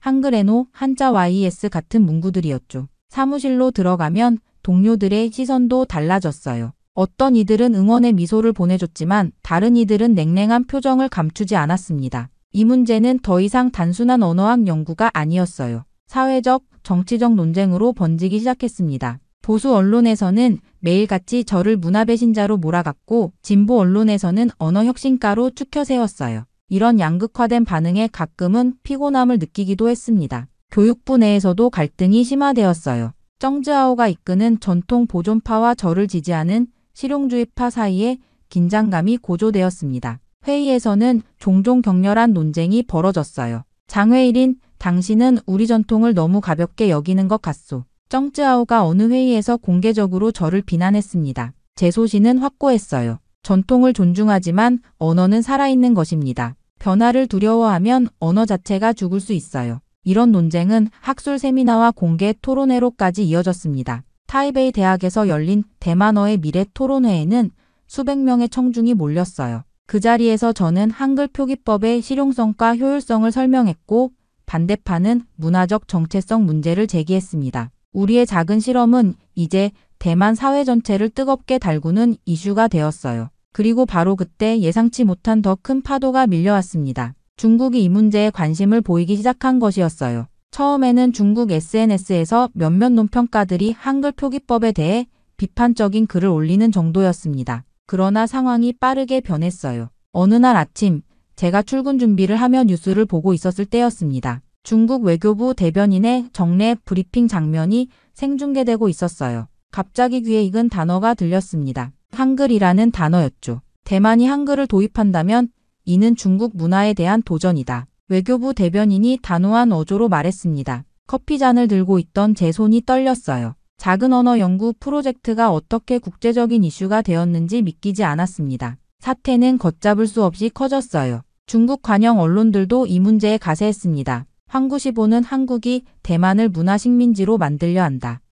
라는 제목의 사설을 실었고 CCTV에서는 중화권의 문화적 통합을 저해하는 한글 침투라는 특집 보도를 내보냈어요. 중국의 이러한 반응은 대만 정부에 큰 압력이 되었습니다. 그동안 미온적이던 대만 정부도 이제는 공식적인 입장을 밝혀야 했어요. 총리실에서는 긴급회의가 열렸고 교육부 장관도 이 자리에 참석했습니다. 이건 단순한 학술적 문제가 아니라 정치적 문제가 되어버렸어요. 이걸 계속해야 하나요? 회의에 참석한 한 관료가 고민스러운 표정으로 물었습니다. 회의실은 무거운 침묵에 잠겼어요. 교육부 장관은 깊은 한숨을 내쉬었습니다. 다음 날 저는 교육부 장관실로 호출되었어요. 장관과 정즈하오가 기다리고 있었습니다. 장관의 표정은 무거웠어요. 웨일인 당신의 연구 열정은 이해합니다. 하지만 지금 상황은 너무 복잡해졌어요. 한글 표기법 연구를 일시적으로 중단해 주셨으면 합니다. 마음이 무너져 내렸습니다. 이제야 성과가 보이기 시작했는데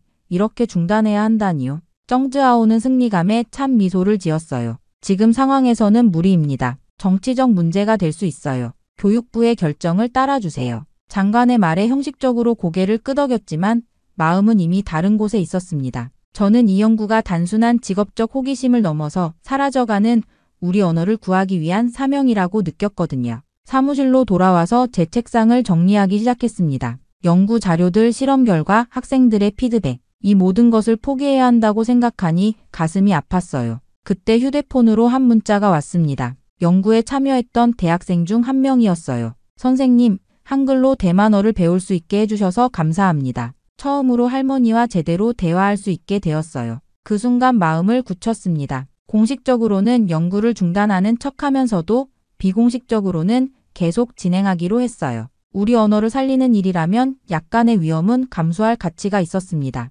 이후 공식적으로 연구를 중단했지만 제 마음은 이미 다른 곳에 있었습니다. 집으로 가져온 연구 자료들을 펼쳐놓고 매일 밤 몰래 연구를 계속했어요. 휴대폰으로 연구에 참여했던 학생들에게 연락했습니다. 공식적으로는 중단되었지만 계속 연구하고 싶은 사람. 놀랍게도 거의 모든 학생들이 동의했어요. 우리는 대학 카페나 학생들의 자취방에서 비공식 모임을 가졌습니다. 한글로 대만어를 표기하는 방법을 더 체계화하고 더 많은 어휘와 문법을 담아내려 노력했어요. 그런데 여전히 문제가 있었습니다. 대만어의 복잡한 성조를 완벽하게 표현하기 어려웠어요. 어느 날 밤 기대하지 않았던 이메일 한 통이 도착했습니다. 발신자는 서울대학교 언어학과의 김도윤 교수였어요. 제목은 단순했습니다. 한글과 대만어에 관한 연구를 보았습니다. 이메일을 열어보니 김 교수가 우리의 연구에 관심을 갖게 된 이유가 설명되어 있었어요. 그는 최근 국제언어학 저널에 실린 우리 예비 연구 결과를 읽고 연락했다고 했습니다. 놀랐어요. 공식 연구가 중단되었는데도 이전 자료가 출판된 모양이었습니다. 한글이 대만어를 표기하는데 정말 효과적이라면 함께 연구해보죠. 제가 한글의 의문학적 특성에 관해 20년간 연구해왔습니다. 즉시 답장을 보냈어요. 김 교수와 화상회의를 통해 현재 상황과 연구 진행 정도를 설명했습니다. 그리고 무엇보다 우리가 직면한 가장 큰 문제인 성조 표기에 대해 솔직하게 털어놓았어요. 대만어에는 7개의 성조가 있어요. 이것을 한글로 어떻게 표현할지가 가장 어렵습니다. 김 교수는 생각에 잠겼다가 놀라운 제안을 했습니다. 한글의 성조 표기 기호를 추가하면 해결됩니다. 한글은 원래 디자인이 모듈식이라 확장성이 뛰어납니다. 그는 화면을 통해 간단한 스케치를 보여주었어요. 한글 글자 오른쪽 위에 작은 점이나 선을 추가해 성조를 표시하는 방식이었습니다. 이 방법을 사용하면 모든 발음과 성조를 완벽하게 표현할 수 있었어요. 이건 혁명적이네요. 흥분된 목소리로 외쳤습니다. 김 교수의 제안은 우리 연구의 가장 큰 난관을 한 번에 해결해 주었어요. 그날 밤부터 우리는 이 새로운 표기법을 적용해 보았습니다. 성조 표시가 추가된 한글로 대만어를 적으니 마치 완벽한 퍼즐 조각이 맞춰지는 것 같았어요. 학생들에게 새 표기법을 가르쳐 주었더니 그들도 놀라워했습니다. 이전보다 훨씬 정확하게 대만어를 표기할 수 있게 되었거든요. 우리는 이 방법으로 작은 교재를 만들어 비공식적으로 배포했어요. 온라인 커뮤니티에서 PDF 형태로 공유되었는데 다운로드 수가 며칠 만에 5,000을 넘었습니다. 연구는 빠르게 확장되었어요. 김 교수는 매주 화상회의로 조언을 해주었고 때로는 한국의 다른 언어학자들도 참여했습니다. 그들의 도움으로 우리는 대만어 문법까지 한글로 체계화할 수 있었어요. 이건 단순한 표기법을 넘어서는 일이에요. 우리는 언어를 구하고 있는 거죠. 김 교수의 말이 가슴에 와닿았습니다. 비록 공식적으로는 중단된 연구였지만 이제 국제적인 협력으로 더 강력해졌어요. 우리는 조용히 그러나 확실하게 앞으로 나아가고 있었습니다. 몇 달 후 김 교수와 함께 한글을 활용한 대만어 표기법의 의문학적 분석이라는 논문을 완성했어요. 논문은 국제언어학저널에 게재되었습니다. 논문 제목은 의문체계 확장을 통한 한글의 대만어 표기 적합성 연구였어요. 처음에는 학술적 관심만 있을 거라 생각했지만 반응은 상상 이상이었습니다. 한글은 대만어를 효과적으로 표기할 수 있다. 독일 베를린 자유대학교의 마르틴 교수가 국제언어학 콘퍼런스에서 이렇게 발표했어요. 그는 우리 연구를 인용하며 한글의 과학적 설계가 다른 언어 표기에도 적용될 수 있다고 주장했습니다. 일본 도쿄대학의 사토 교수도 한글 표기법은 대만어 구원의 열쇠가 될 수 있다는 논평을 발표했어요. 미국의 MIT 언어학과에서는 대만어 한글 표기법에 관한 세미나까지 개최했습니다. 국제학계가 주목하기 시작한 거죠. 그러나 가장 놀라운 반응은 대만 대중들로부터 왔어요. 은밀히 배포되던 우리의 교재가 사회관계망을 통해 널리 퍼지면서 한글로 대만어를 배우는 사람들이 급증했습니다. 특히 젊은 세대들 사이에서는 한글로 대만 전통 민요를 부르는 새로운 트렌드까지 생겼어요. 유명 유튜버가 한글로 표기된 대만 민요를 부르는 영상을 올렸는데 조회수가 수백만을 넘었습니다. 댓글에는 처음으로 대만어 가사를 제대로 읽을 수 있었다. 할머니와 함께 노래를 불렀더니 눈물을 흘리셨다 같은 감동적인 이야기들이 넘쳐났어요. 이런 상황을 지켜보던 대만 정부도 다시 고민하기 시작했습니다. 교육부에서는 긴급회의가 소집되었어요. 저도 참석 요청을 받았는데 부서로 돌아가는 느낌이 이상했습니다. 몇 달 전에는 연구 중단을 지시받았는데 이제는 다시 의견을 구하다니요. 회의실에는 교육부 장관, 정즈아오를 비롯한 고위 관료들, 그리고 국립대학교 언어학 교수들이 모여 있었습니다. 장관이 회의를 시작했어요. 오늘은 한글 표기법에 관한 새로운 논의를 하고자 합니다. 국제적 반응과 국내 여론을 고려할 때 우리도 입장을 재검토할 필요가 있습니다. 정즈아오는 여전히 완강했습니다. 그는 두꺼운 서류를 탁자에 내려놓으며 강한 어조로 말했어요. 중국과의 관계를 생각해야 합니다. 그들은 이미 이 문제에 민감하게 반응하고 있습니다. 한글 표기법을 공식화한다면 중국의 더 강한 비난을 받게 될 것입니다. 회의실이 긴장감으로 가득 찼습니다. 모두가 초조한 표정으로 서로를 바라보고 있었어요. 그때 저는 용기를 내어 말했습니다. 이건 정치의 문제가 아닙니다. 우리 언어를 지키는 문제입니다. 데이터를 보세요. 한글 표기법 덕분에 대만어를 배우는 젊은이들이 30% 증가했습니다. 우리가 걱정했던 언어 소멸 위기에 대한 해결책이 될 수 있어요. 제 목소리는 떨렸지만 신념은 확고했습니다. 회의실은 조용해졌어요. 장관은 깊은 생각에 잠긴 듯 했습니다. 그리고 드디어 입을 열었어요. 한글 표기법을 공식적으로 검토하겠다. 교육부 산하의 연구위원회를 설치하고 장외일인을 책임자로 임명한다. 정즈아오의 얼굴이 굳어졌지만 더 이상 반대하지 않았습니다. 대만 언어 역사상 새로운 변화가 시작되고 있었어요. 회의가 끝나고 사무실로 돌아오는 길에 창밖을 바라보았습니다. 비가 내리고 있었어요. 그러나 그 빗줄기 사이로 햇살이 비치는 것 같았습니다. 싸움은 끝나지 않았어요. 한글 표기법 연구는 공식적으로 진행될 예정이지만 중국의 반발은 계속될 것입니다. 제 입가에 미소가 번졌어요. 이제 진짜 시작이다. 비가 내리는 창밖을 바라보며 중얼거렸습니다. 우리 언어, 우리 문화를 지키는 여정은 이제 막 시작되었으니까요. 이 모든 과정을 거치며 저는 언어가 단순한 의사소통 도구가 아니라 문화의 혼이라는 것을 더욱 깊이 깨달았습니다. 또한 세종대왕이 창제한 한글의 과학적 우수성과 실용성에 진심으로 감탄하게 되었어요. 한국과 한글이 저희 대만어를 살리는 데 이렇게 큰 도움이 될 줄은 상상도 못했습니다. 비록 어려운 여정이 계속되겠지만 문화와 국경을 넘어선 이 협력이 우리 언어에 새 생명을 불어넣었다는 사실에 깊은 감사를 느낍니다. 한글은 단지 한국의 문자가 아니라 이제 우리 대만인에게도 희망의 상징이 되었습니다. 정말 말도 안 되는 일이 벌어졌습니다. 현재 일본의 여성들이 모두 한국으로 향하고 있습니다. 놀라운 건 대부분이 고학력, 고스펙을 갖춘 커리어 우먼이라는 점인데요. 이러한 현상으로 일본 사회는 당황하고 있고 기업들은 대책 마련에 나서고 있을 정도라고 하죠. 특히 최근 한국으로 떠난 한 일본 여성은 충격적인 한마디를 남겼다고 합니다.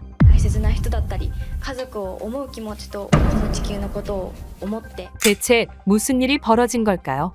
안녕하세요. 저는 도쿄에서 온 사토코라고 합니다. 일본의 커리어 우먼으로 살아가고 있죠. 저는 어렸을 때부터 남부럽지 않은 집에서 가족과 함께 살아왔습니다. 모든 일본 가정처럼 살아갔어요. 물론 여자라는 것이 문제였죠. 물론 문제는 이것만이 아니었지만요. 어릴 때부터 저는 항상 두 번째였습니다. 사토코, 오빠가 먼저야 라는 말을 귀에 못이 박히도록 들었죠. 부모님 눈에는 항상 오빠가 먼저였어요. 아침에 밥을 차릴 때도, 학교 행사에 참석할 때도, 심지어 제 생일에도 오빠의 존재가 더 빛났습니다. 오빠는 공부를 잘했어요. 저도 못하진 않았지만 부모님은 제 성적표보다 오빠의 칭찬장에 더 환호했습니다.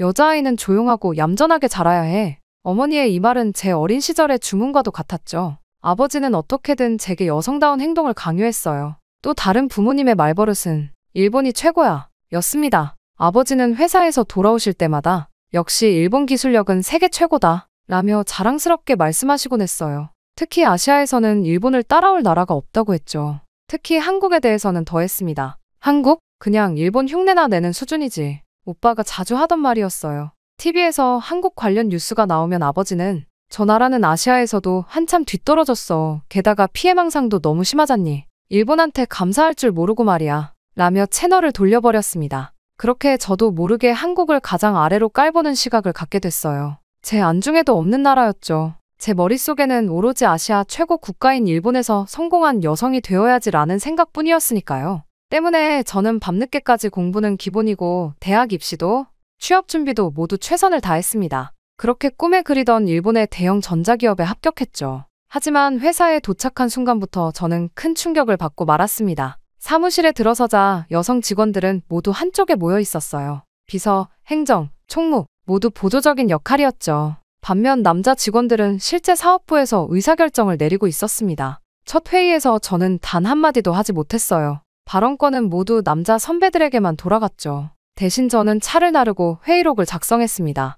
1년이 지나자 같이 입사한 남자 동기들은 하나둘 프로젝트를 맡기 시작했어요. 제 학점이 더 높았고 영어도 더 잘했지만 그건 중요하지 않았습니다. 후지타구는 남자니까 고객사 상대하기 좋잖아. 이런 이유로 모든 기회는 남자들에게 돌아갔죠. 그렇게 매일 반복되는 업무 속에서 점점 제 꿈은 사그라들고 있었어요. 하지만 저는 포기하지 않았습니다. 한 번만 더 기회를 달라고 상사에게 찾아갔죠. 타나카 부장님, 다음 휴대폰 수출 프로젝트에 참여하고 싶습니다. 용기를 내어 말했습니다. 하지만 돌아온 답변은 전과 다르지 않았어요. 사토코 씨, 여자는 무리하지 말아요. 그런 중요한 프로젝트는 나카무라 군이 맡을 거야. 이후로도 이런 일이 계속되었습니다. 수차례 더 큰 프로젝트를 맡고 싶다. 고 상사에게 호소했지만 돌아오는 건 무시 아니면 여자는 무리하지 말라. 는 핑계뿐이었어요. 회사에서 제 존재감은 점점 희미해졌습니다. 그러던 어느 날 여자 동료 미유키가 복도에서 저를 붙잡았어요. 사토코 씨,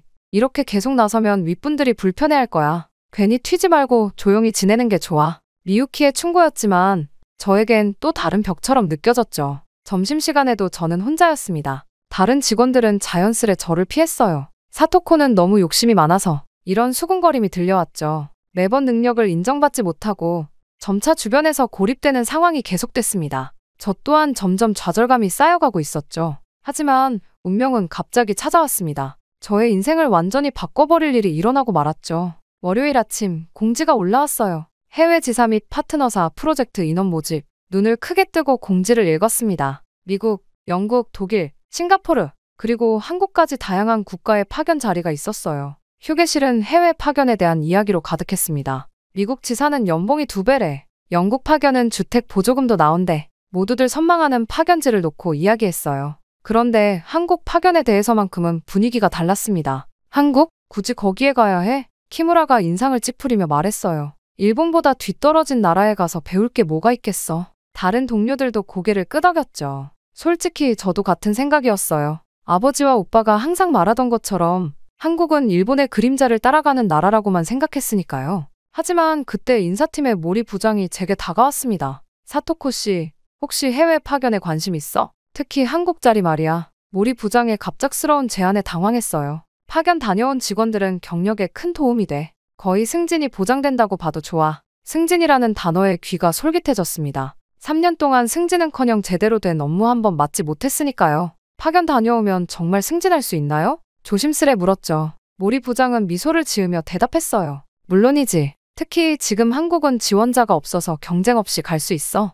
이건 정말 좋은 기회야. 그 말을 듣고 사무실로 돌아오는 길에 깊은 생각에 빠졌습니다. 더 이상 여기 있을 수는 없어. 그나마 해외 파견을 다녀오면 승진이라도 가능할지도.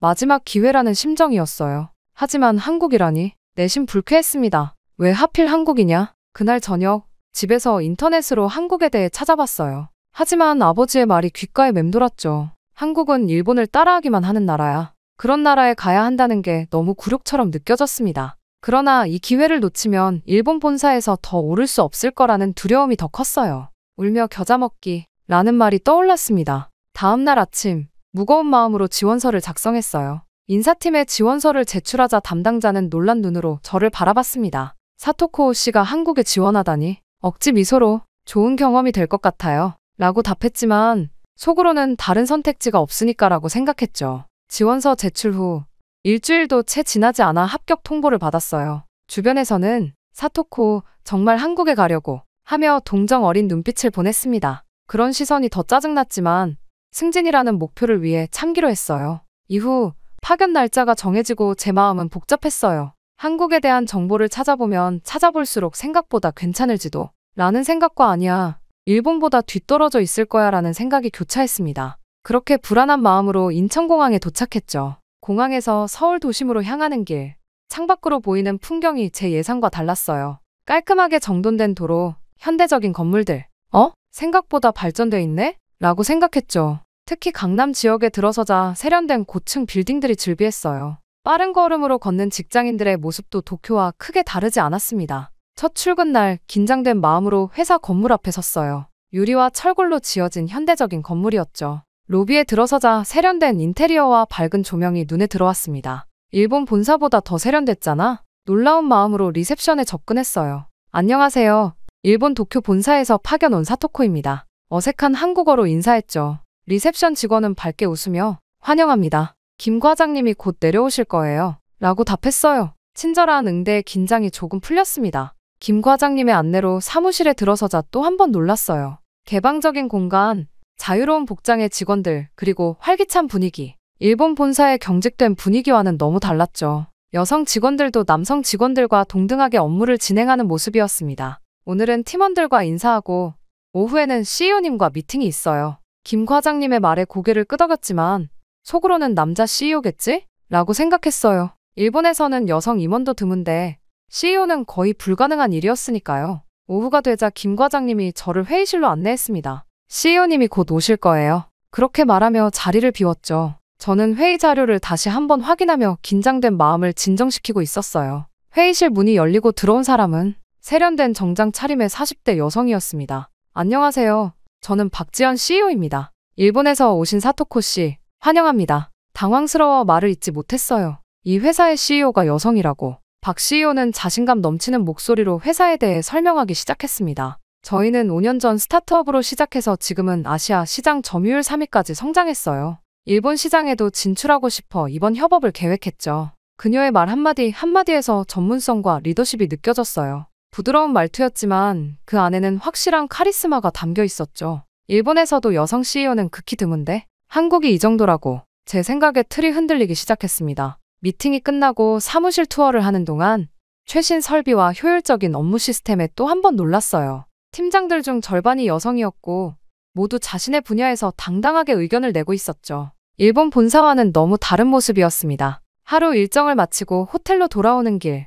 머릿속이 복잡했어요. 한국의 기술이나 회사 수준은 일본보다 뒤떨어질 것이라 여겼는데 막상 와보니 최신 설비와 조직 문화가 오히려 더 인상적이었죠. 무엇보다 최고 경영자가 여성이라는 점이 충격적이었어요. 호텔 침대에 누워 천장을 바라보며 생각했습니다. 내가 알고 있던 한국은 뭐였지? 아버지와 오빠가 말하던 뒤처진 나라 라는 이미지가 오늘 하루 만에 무너지고 있었어요. 그리고 무엇보다 여성인 제가 꿈꿔왔던 업무 환경이 여기 한국에 있다는 사실이 더 큰 충격이었습니다. 다음 날 아침, 첫날의 충격에서 벗어나지 못한 채 출근했어요. 오늘은 본격적인 업무 회의가 있다고 했죠. 회의실에 들어서자 여성 팀장 김 부장이 회의를 이끌고 있었습니다. 저는 자연스레 구석자리에 앉았어요. 일본에서는 여성이 회의에서 발언하는 일이 거의 없었으니까요. 사토코 씨, 거기 앉지 말고 이쪽으로 와요. 오늘 회의는 일본 시장 진출권이니 사토코 씨 의견이 중요해요. 김 부장의 말에 놀라 자리를 옮겼습니다. 더 놀라운 건 회의 분위기였어요. 여성 팀장이 주도하고 남자 직원들도 김 부장님, 이 과장님 하며 호칭을 쓰며 서로 동등하게 의견을 제시했죠. 사토코 씨는 어떻게 생각해요? 일본 소비자들이 이런 디자인을 선호할까요? 갑자기 질문을 받아 당황했어요. 일본에서는 저에게 이런 질문을 던진 적이 한 번도 없었거든요. 제 생각에는 이런 스타일보다는 좀 더 심플한 디자인이 좋을 것 같습니다. 조심스레 대답했죠. 좋은 의견이네요. 그럼 디자인팀에서 사토코 씨 의견 반영해서 다시 작업해주세요. 김 부장의 즉각적인 반응에 놀랐어요. 내 의견이 이렇게 쉽게 받아들여지다니. 일본이라면 여성은 조용히 서류 정리만 했을 텐데 이건 완전히 다른 세계였습니다. 점심시간에는 팀원들과 함께 식사를 했어요. 자연스럽게 제 자리가 마련되어 있었고 모두 제 이야기에 귀 기울여 주었죠. 사토코 씨, 한국 음식 적응 괜찮아요? 일본 생활은 어떤가요? 모두 제 말에 진심으로 관심을 보여 마음이 따뜻해졌습니다. 오후에는 박 CEO의 주재로 전체 회의가 있었어요. 한 남자 직원이 프레젠테이션 중 실수를 했는데 예상과 달리 CEO의 반응이 놀라웠습니다. 괜찮아요. 이런 실수는 누구나 할 수 있어요. 다음에는 더 잘할 수 있을 거예요. 격려의 말을 건넸죠. 우리 회사는 실패를 두려워하지 않는 문화가 중요해요. 성별이나 나이가 아니라 역량과 열정으로 평가받는 곳이죠. 박 CEO의 이 말이 제 가슴에 와닿았어요. 남녀 구분 없이 역량에 따라 역할을 배정하는 모습이 저에겐 매우 낯설고 부러운 문화로 다가왔습니다. 일주일쯤 지나자 한국 생활에도 조금씩 적응하기 시작했어요.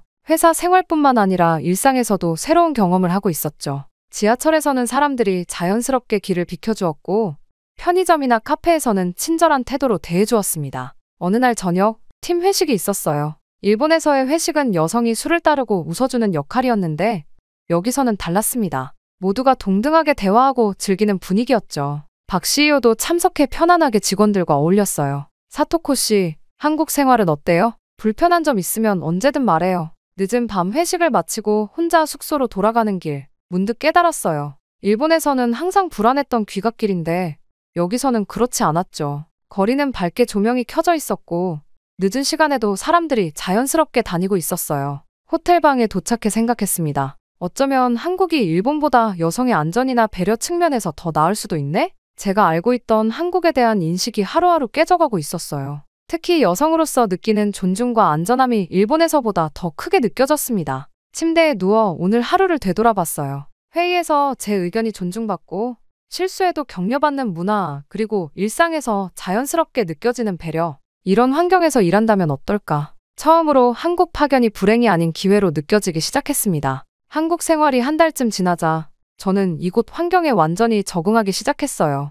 회의에서도 자연스럽게 의견을 내고 팀원들과의 소통도 원활해졌습니다. 무엇보다 제가 맡은 일본 시장 진출 프로젝트에서 제 역량을 발휘할 기회가 많아졌죠. 사토코 씨, 이 부분 어떻게 생각해요? 일본 소비자들의 반응이 궁금해요. 김 부장의 질문에 자신감 있게 대답했어요. 일본 소비자들은 이런 디자인보다는 좀 더 세련된 느낌을 선호합니다. 그리고 이 기능은 너무 복잡해서 오히려 혼란스러울 수 있어요. 제 의견을 바탕으로 제품 디자인과 마케팅 전략이 수정되었습니다. 일본어 자료 번역도 직접 검토하며 문화적 뉘앙스까지 세심하게 살폈어요. 일본 시장에 대한 제 분석 자료는 회의마다 핵심 참고 자료가 되었죠. 중요한 일본 바이어와의 미팅에서는 제가 직접 프레젠테이션을 맡았어요. 떨리는 마음으로 발표를 시작했지만 팀원들의 응원 덕분에 자신감이 생겼습니다. 미팅은 성공적이었고 바이어들은 제품에 큰 관심을 보였죠. 사토코 씨 덕분이에요. 사토코 씨가 없었으면 큰일 날 뻔했어요. 김 부장이 미팅 후 기쁜 표정으로 말했어요. 다른 팀원들도 정말 대단해요. 완벽한 발표였어요. 하며 진심으로 축하해 주었습니다. 처음으로 제 능력을 인정받는 기분이었어요. 그날 저녁 박 CEO가 축하 자리를 마련했습니다. 사토코 씨, 오늘 정말 훌륭했어요. 덕분에 우리 회사가 일본 시장에 한 걸음 더 가까워졌네요. CEO의 진심 어린 칭찬에 감동받았어요. 일본 본사에서는 단 한 번도 듣지 못했던 말이었으니까요. 이렇게 프로젝트가 진행될수록 저는 점점 더 자신감을 얻었습니다. 일본 본사에서는 겪어보지 못했던 능력 중심 평가를 체험하면서 제 안에 잠자고 있던 역량이 깨어나는 것 같았어요. 나도 제대로 인정받을 수 있구나. 제가 제안한 마케팅 전략으로 일본 시장 테스트 결과가 예상보다 훨씬 좋게 나왔습니다. 이 소식이 회사에 전해지자 사내에서 제 평가는 더욱 높아졌어요. 다른 팀에서도 일본 관련 프로젝트가 있으면 저에게 자문을 구하기 시작했죠. 사토코 씨, 다음 주에 도쿄 출장이 있는데 같이 가주실 수 있나요? 사토코 씨, 이 부분 검토 좀 부탁드려도 될까요? 이렇게 업무 요청이 늘어날수록 제 존재감은 더욱 커져갔습니다. 일본에서는 그저 여직원 중 하나였던 제가 여기서는 전문가로 인정받고 있었어요. 파견 기간이 3개월 정도 지났을 때였습니다. 어느 날 갑자기 박 CEO의 비서에게서 연락이 왔어요. 사토코 씨, CEO님께서 오후에 시간 좀 내주실 수 있는지 물어보셨어요. 긴장된 마음으로 CEO 사무실을 찾았죠. 사토코 씨, 커피 한잔 할래요? 박 CEO는 편안한 미소로 저를 맞이했습니다. 3개월 동안 정말 훌륭한 성과를 보여줬어요. 특히 일본 시장 진출 프로젝트는 사토코 씨 덕분에 성공적으로 진행되고 있죠. 그녀의 칭찬에 감사하다고 답했어요. 그리고 CEO는 예상치 못한 질문을 던졌습니다. 사토코 씨, 앞으로도 한국에서 함께 일할 생각 있어요? 파견 기간이 끝난 후에도요. 순간 말문이 막혔어요. 파견 후 일본 본사로 돌아가는 것이 당연하다고 생각했는데 이런 제안은 예상하지 못했거든요. 여기서는 사토코 씨의 능력을 높이 평가하고 있어요. 우리 회사에는 사토코 씨 같은 인재가 필요해요.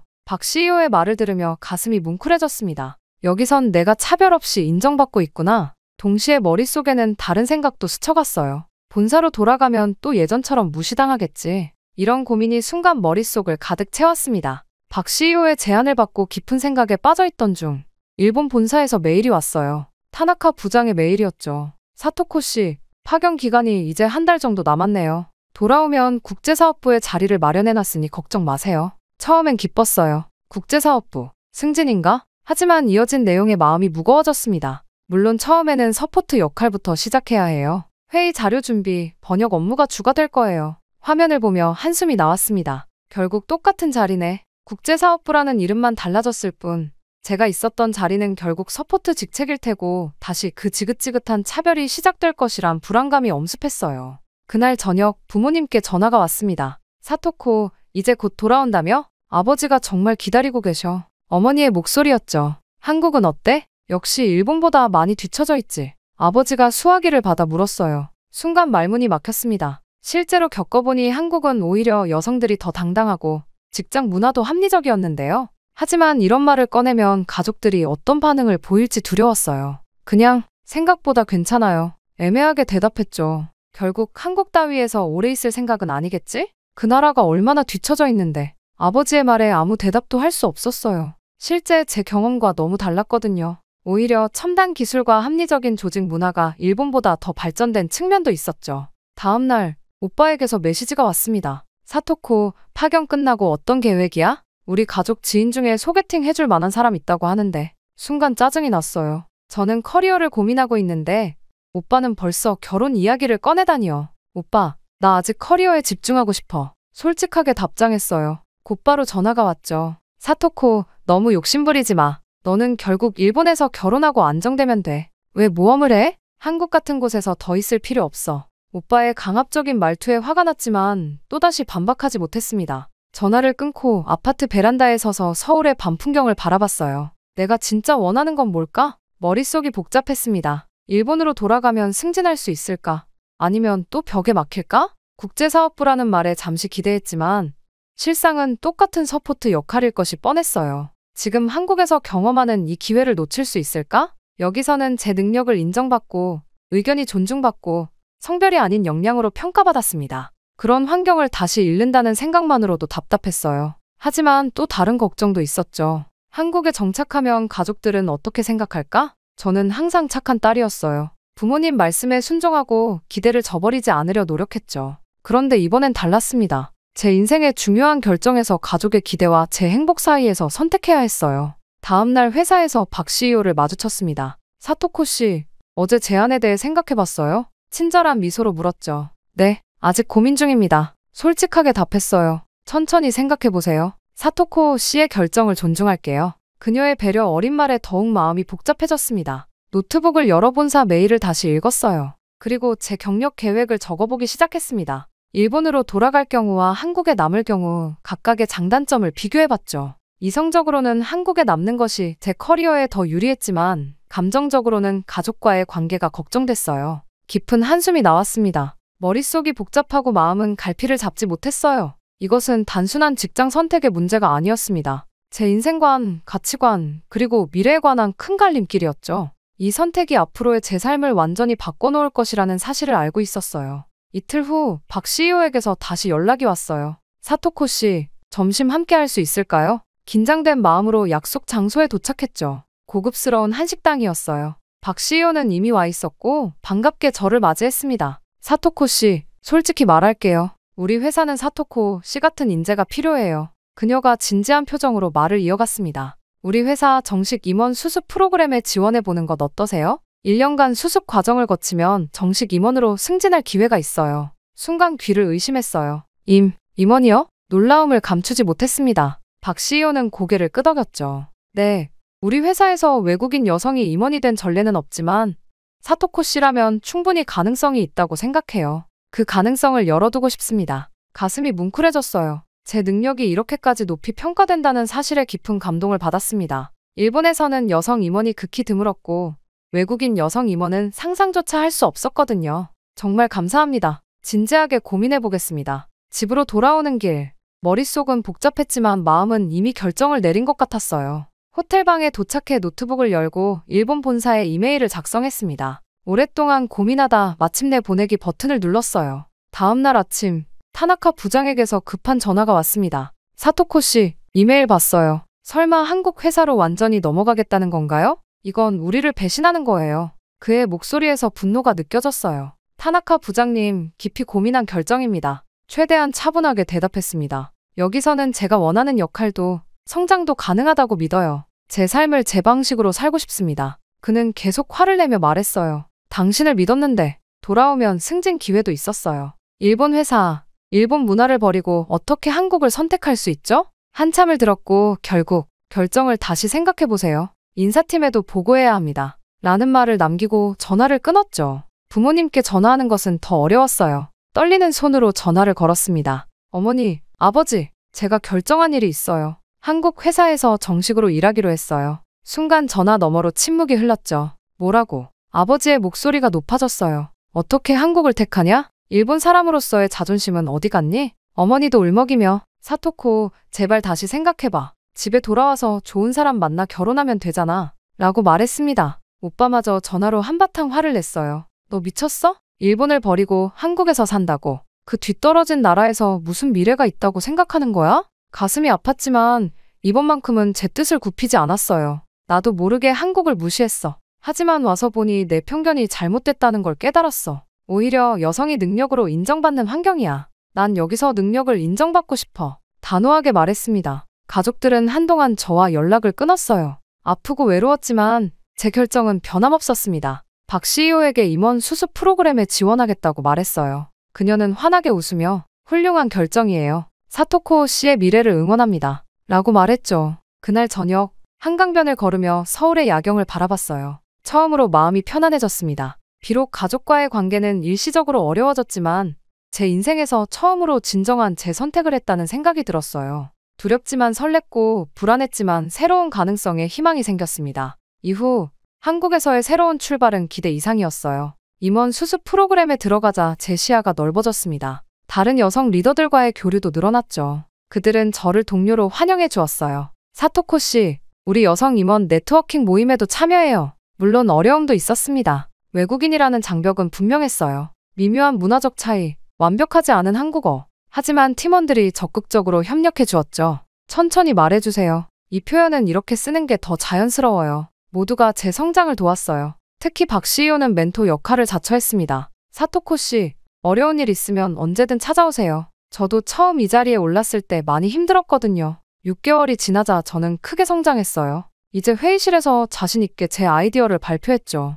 일본, 한국 합작 프로젝트를 제안합니다. 양국의 장점을 결합하면 시너지 효과가 클 거예요. 제 제안은 임원들의 호평을 받았고 곧 중책을 맡게 되었어요. 거울 속 제 모습은 완전히 달라졌습니다. 예전에 우울함이 사라지고 당당함과 활기로 가득 찬 표정이었어요. 한국어도 많이 늘었고 이제는 사내 회의에서도 자연스럽게 의견을 나눌 수 있었죠. 1년이 지나 정식 임원으로 승진했을 때 동료들이 축하 파티를 열어주었어요. 사토코 이사님, 축하합니다. 모두의 진심 어린 축하에 눈물이 날 뻔했습니다. 가족들과의 관계도 조금씩 회복되고 있었어요. 제 성공 소식에 오빠가 먼저 연락해왔고 부모님도 점차 이해하기 시작했죠. 오늘은 제가 이사로 일하게 된 지 정확히 1년이 되는 날이에요. 아침에 회사 앞에 서서 빌딩을 올려다봤습니다. 일본만이 최고라 여겼고 한국을 무시했던 나. 하지만 내 능력을 빛나게 해준 건 오히려 한국이었고 여성 CEO와 동료들은 진심으로 나를 존중해줬다. 이제 나답게 성공할 기회를 잡았다. 난 한국에서 새로운 인생을 개척하기로 한다. 회사 로비로 들어서며 활기찬 걸음으로 사무실을 향했어요. 오늘도 많은 일들이 저를 기다리고 있었죠. 직원들과 인사를 나누고 회의를 주재하고 신입 직원들을 격려하는 하루가 시작되었습니다. 제 모든 결정 중에서 한국에 남기로 한 것이 가장 현명한 선택이었다고 확신해요. 회의실 창밖으로 보이는 서울의 풍경을 바라보며 미소 지었습니다. 이제 이곳은 제 새로운 고향이에요. 저를 있는 그대로 인정해주고 제 꿈을 펼칠 수 있게 해준 이 도시에서 저는 계속해서 성장해 나갈 거예요.